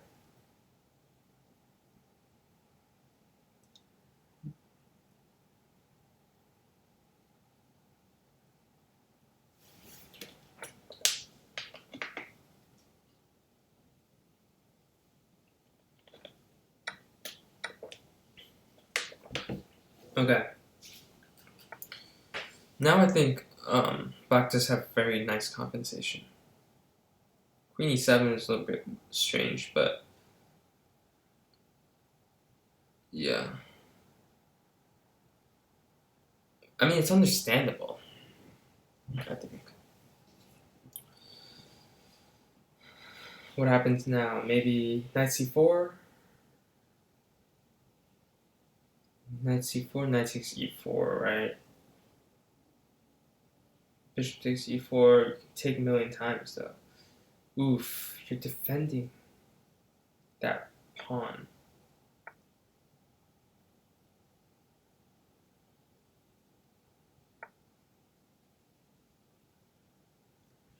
Okay. Oh, black is gonna lose on time. Are you kidding me?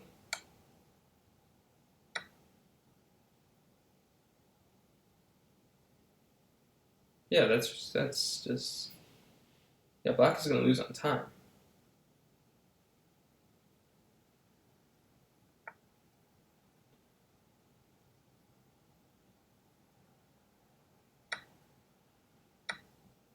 Okay, obviously white is better because a little bit better because of the pawn up, but okay, now allowing rook f1. What the? Okay. A5 is a nice move. D4, okay. I think white is a little bit better. Nice center. Yeah, now it looks equal. This queen is nice on e5. Yeah, I might actually... Okay, it's hard to say I prefer black here, but really, this white bishop on g2 is just really bad. And, whoa. Whoa, what the? No, queen takes b7 wins. Okay, this wins too. Yeah. I mean, that's what happens when you're in time trouble. In time trouble, anything can happen. There's that saying. Anything can happen in time trouble. And it's true. Yeah, like, you can just play d6 right now. And d7 wins.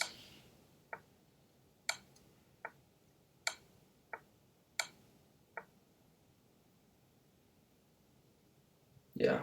I expect something like resignation here.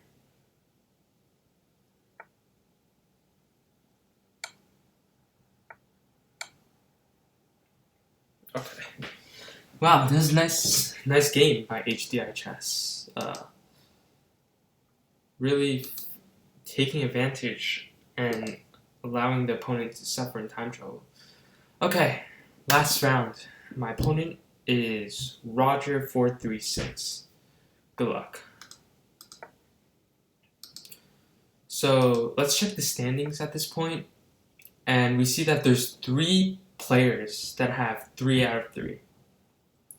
Myself, my opponent here, and Hdi Chess. And there's nobody with 2.5. So yeah, really good luck to everyone involved.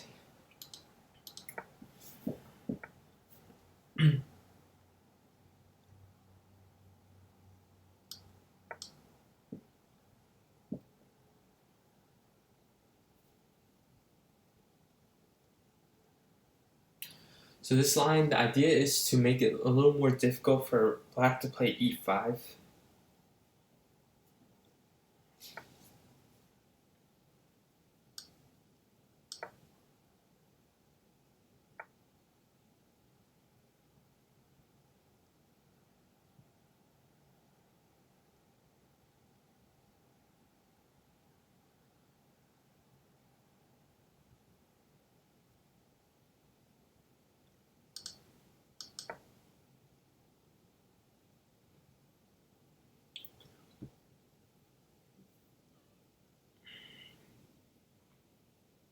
Knight bd2.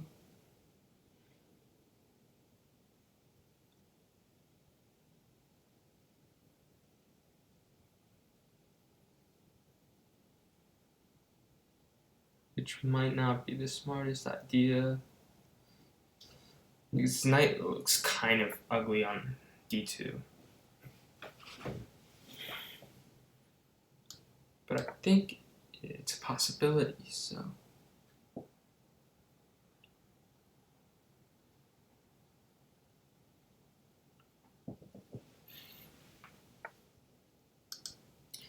So for e5, I'm definitely playing e4. There's no choice.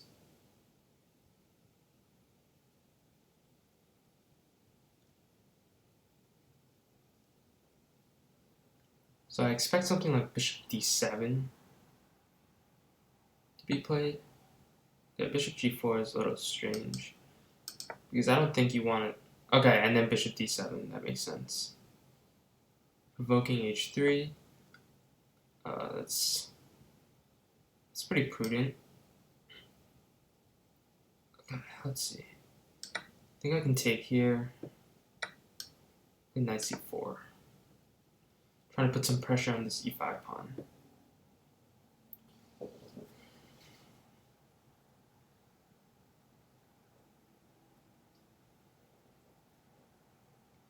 Maybe the only way to defend it is to play knight h5. It's not bad, but I don't know if... Okay, now I have bishop a3, right? Do I have bishop a3? Yeah, I think I'll win the exchange. The exchange is not everything, but it's something for sure.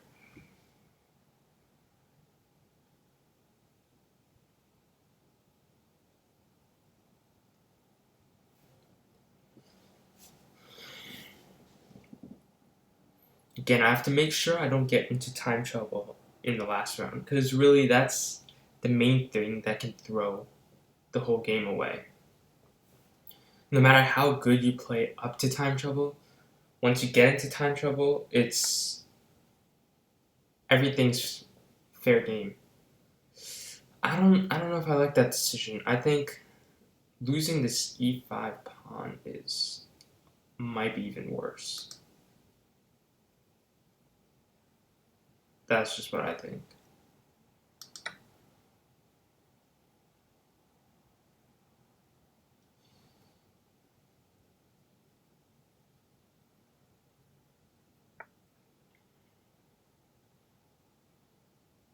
Okay, I mean, it's not super easy for me here because there are some ideas, annoying ones. But luckily after bishop b5, I have c4. Actually, even if I didn't, it doesn't really matter, but I have c4.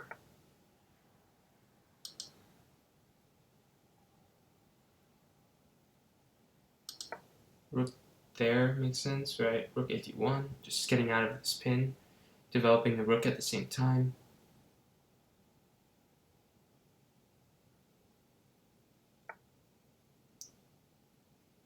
Okay, that was the idea of my opponent. Blocking out the bishop. I like that idea. It makes sense. This bishop was quite annoying.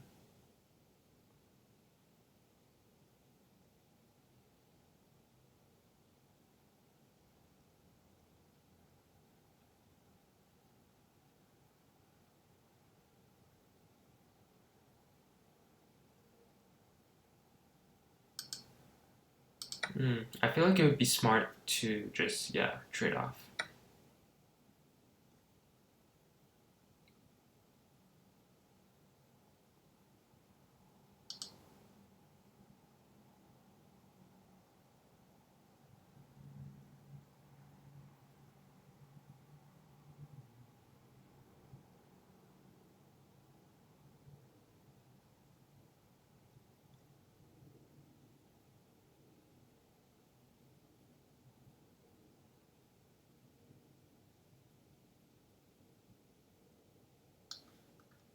Let's take, go rook d1.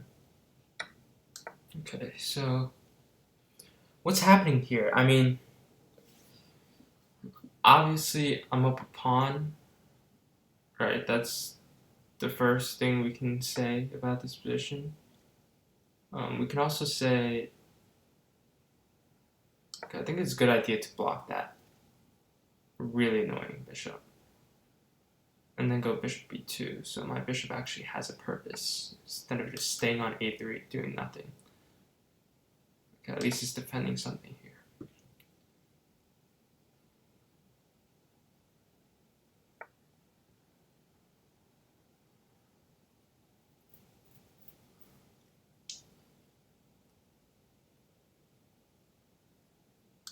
Rook e1.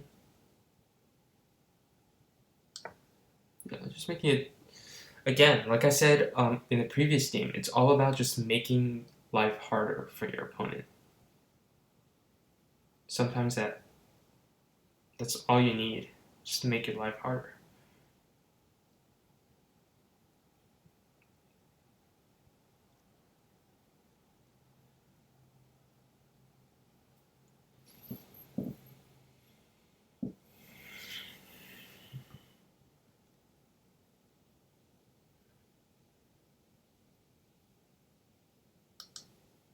That was the previous round, so I'm just going to close that game.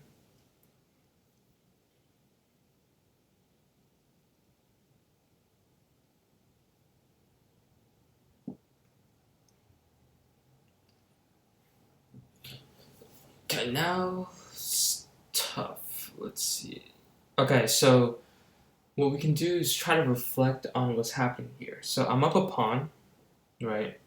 My pieces are a bit more active. Actually, no, I wouldn't say my pieces are more active. I would say I'm up a pawn. His knight on h5 is really bad. And I have the bishop pair. Yeah, so that's what I would say about my position. Yeah, not that my pieces are more active, because they are not more active. That's obvious. Okay, I'm just trying to reroute my knight to c4, because I really do not like my knight.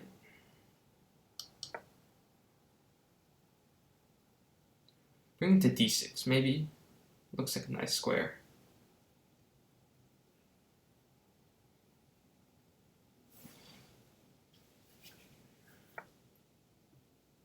Okay, clearly my opponent did not want me to bring the knight to g6, d6. Okay, that's fair. Now let's go up there. d1. I probably maybe should have went bishop d5, but I don't think it really makes that big of a difference.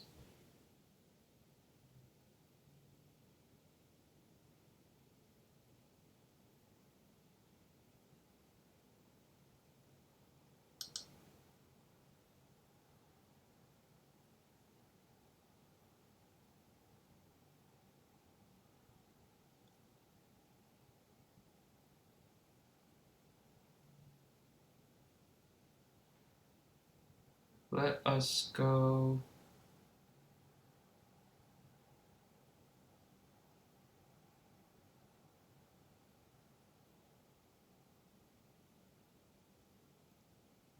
Let's just go.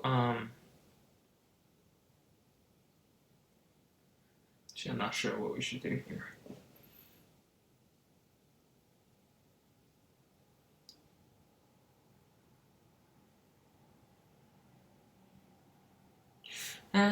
One thing I know for sure, my knight's a little bit tired on c4. He kind of wants to go to d5, so let's make that happen. On d5, my knight somehow really likes that square. Thinks it's a good square.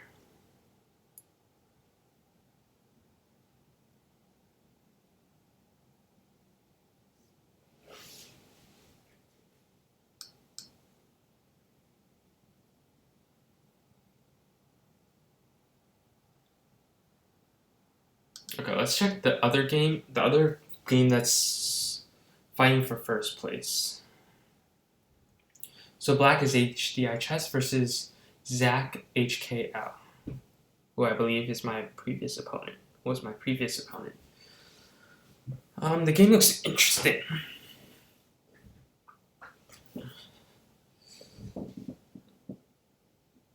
Pawn structure for the bishop pair. Oh, actually, black is up a pawn. Never mind. Black should be a little bit better there. Okay. Time to go to d5. Because that's where my knight wanted to go from the very beginning.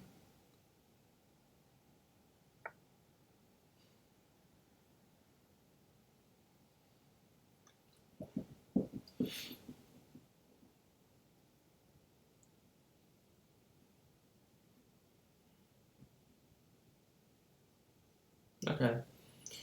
Now my knight. Where do you want to go now?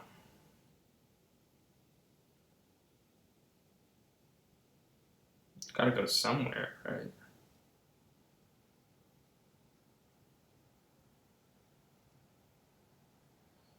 I also believe that my bishop belongs on c1, so I'm gonna play c3 because I want to make sure knight d4 is not happening because that's just annoying. And maybe bring my bishop to c1, see what it can do there. To e3 maybe.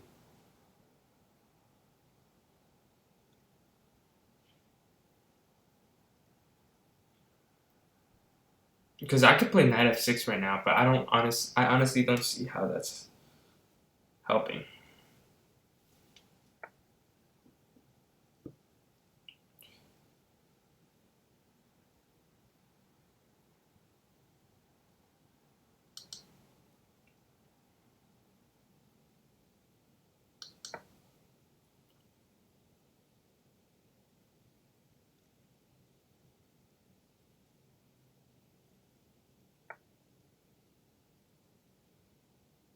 Okay, you're basically forcing me to move my knight. Or not move my knight.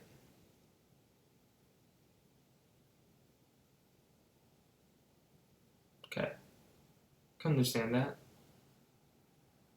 Knight, I guess, is a little bit annoying there. Yeah, I'm not gonna move it. Let's just go queen g4.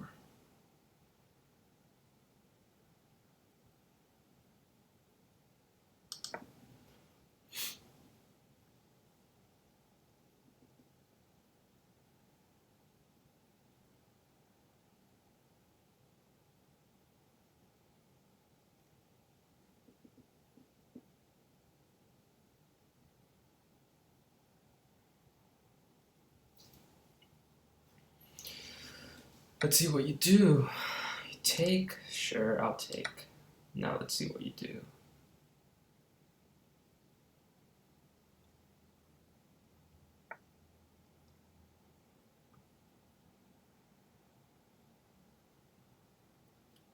Okay, I think I should play f4 here. I really didn't want to, but I don't think I have a choice now.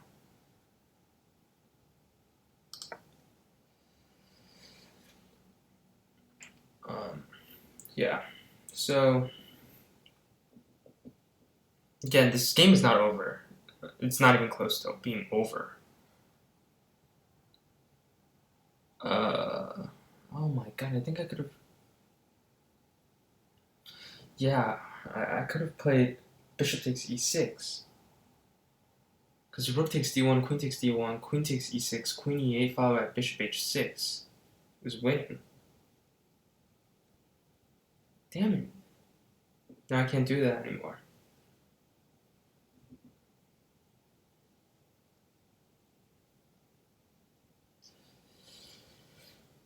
Yeah, that was missed opportunity, but I guess maybe black could play f takes e6 there.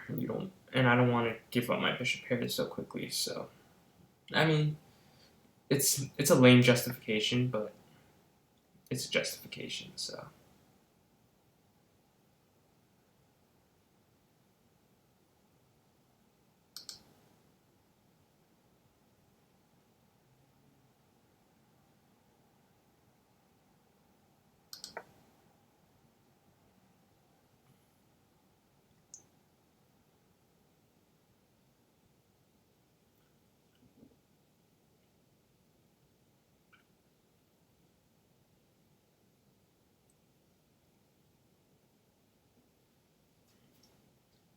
okay. Now it's just I plan to play a slow positional game from here on, just pretending that I'm not even a pawn up. Just play like I would play if I'm not a pawn up. Which is carelessly, but, you know. Okay, I was thinking of that.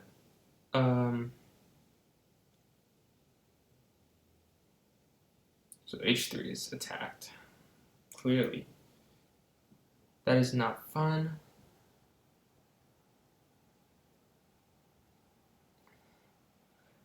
Yeah, okay, I don't mind. Okay, I don't think it matters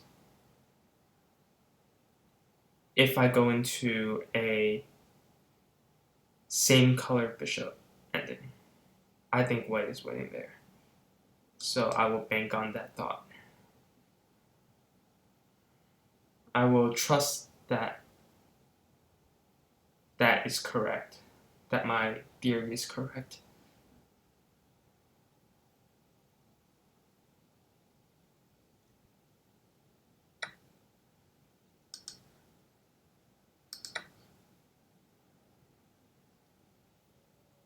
Because I guess after rook takes, it does have queen a6 or something, but I think I can go queen d2, kind of neutralize threat a little bit.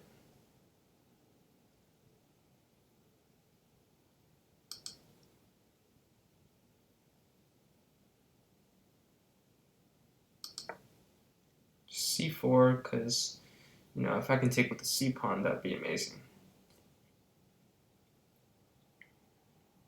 I mean, I think black should have played rook takes d5. Because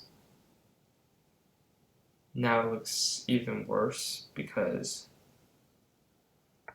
I think I can win over the file.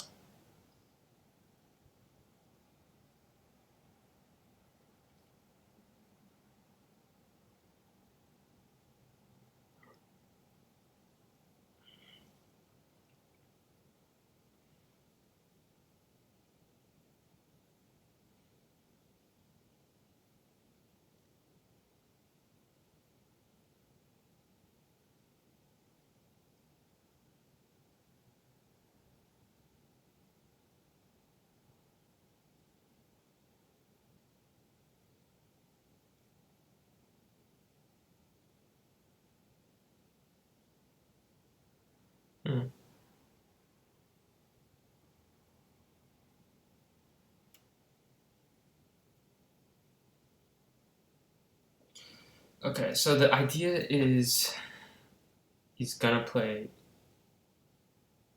queen d3, bishop e7, right?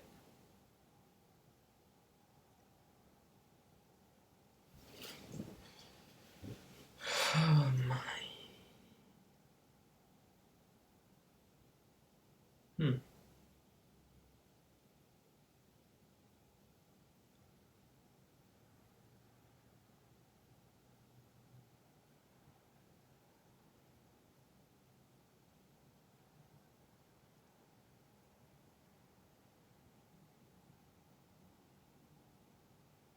You know what? I'm just gonna go bishop e3. Yeah, just improve my position.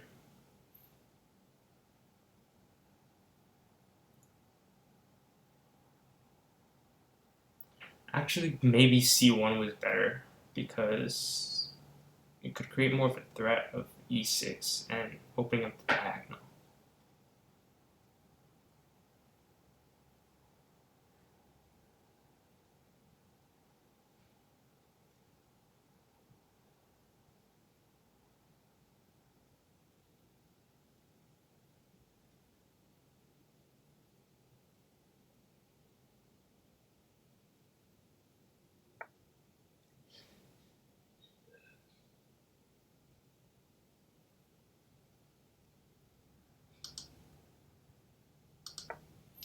Let's go g4, bishop f2, just to, I don't want to say shield my king, but shield my king.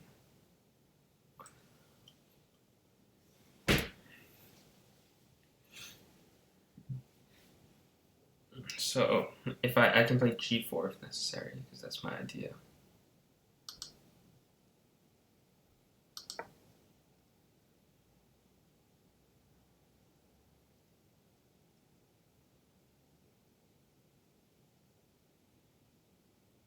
Because I feel like if I open the game with g4 and f5, my opponent really has no defense.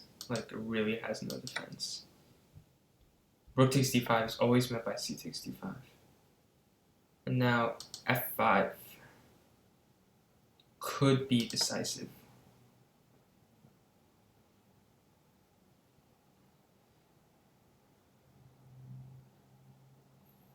Again, I could have prepared it better, I feel like, but this should work too.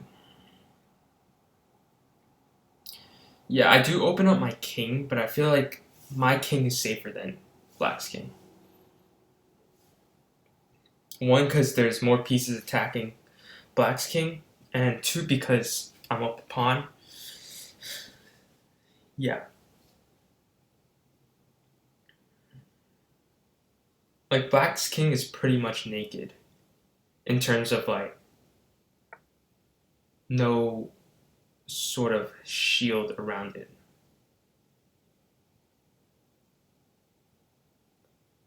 My king has some kind of protective things around it, so.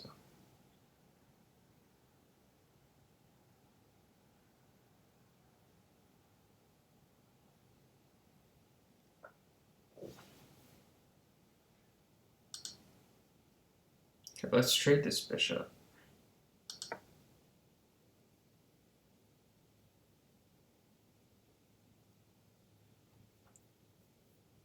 I'm actually really grateful that this pawn is here, honestly, because I just literally don't have to worry about it, because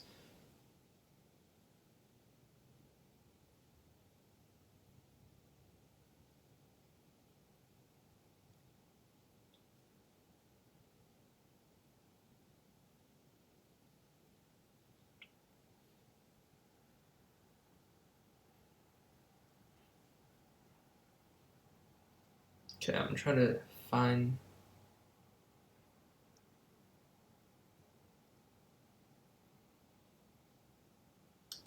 Okay, let's go queen g5. Looks like a good move.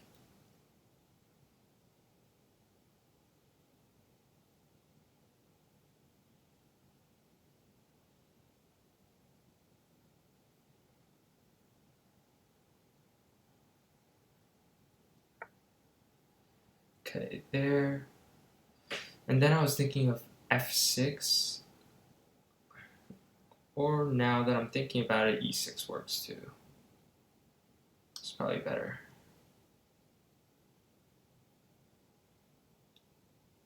It's completely shattering the king side. No protective barrier for my opponent. f6 is coming next if nothing happens, or e takes f7 is coming. Likely f6, actually. Yeah, this looks very convincing.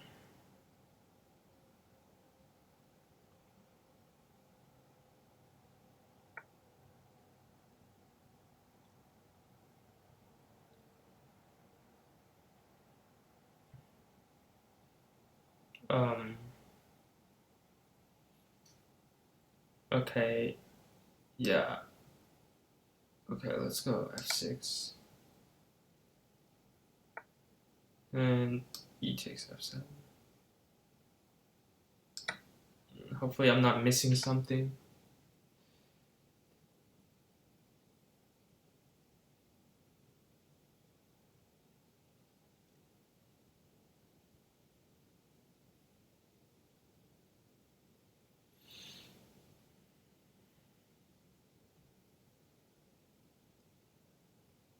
Okay, my opponent's basically in zigzag, so.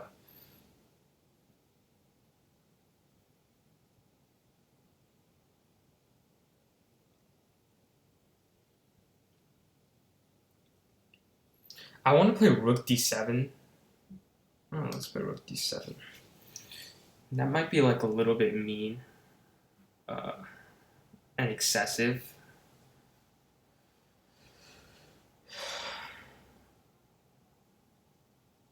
Oh, wait, I forgot. I cannot promote to a knight. Let me see if I can try to fix that.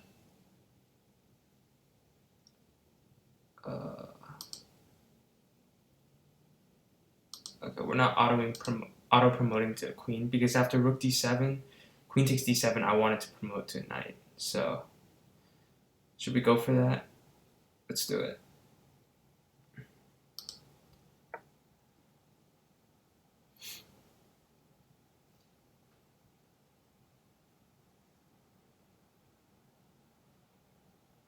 I guess we can promote to a queen, but that's not fun.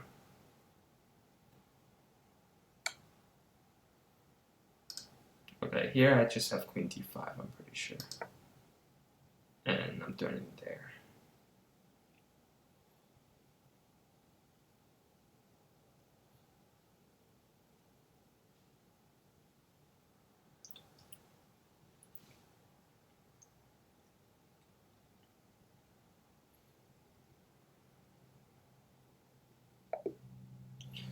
Okay, good game. Roger 436. So, yeah, let's look at the other game, what's going on in this game. So, 4 out of 4 is nice, but yeah, I hope like those of you watching can have learned something from these games. Here rook takes d4 just wins, followed by f2. So, Hdi Chess looks like we'll win too. Yeah, saw that.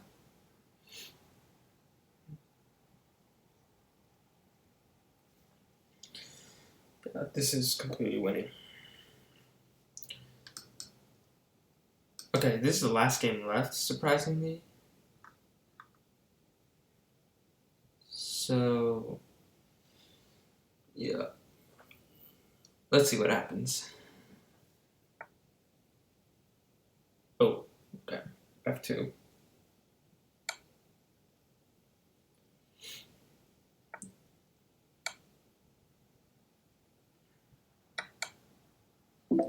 Wow, okay, so tournament standings, myself, Hdi Chess, and Roger 436 coming in first place, second place, and third place.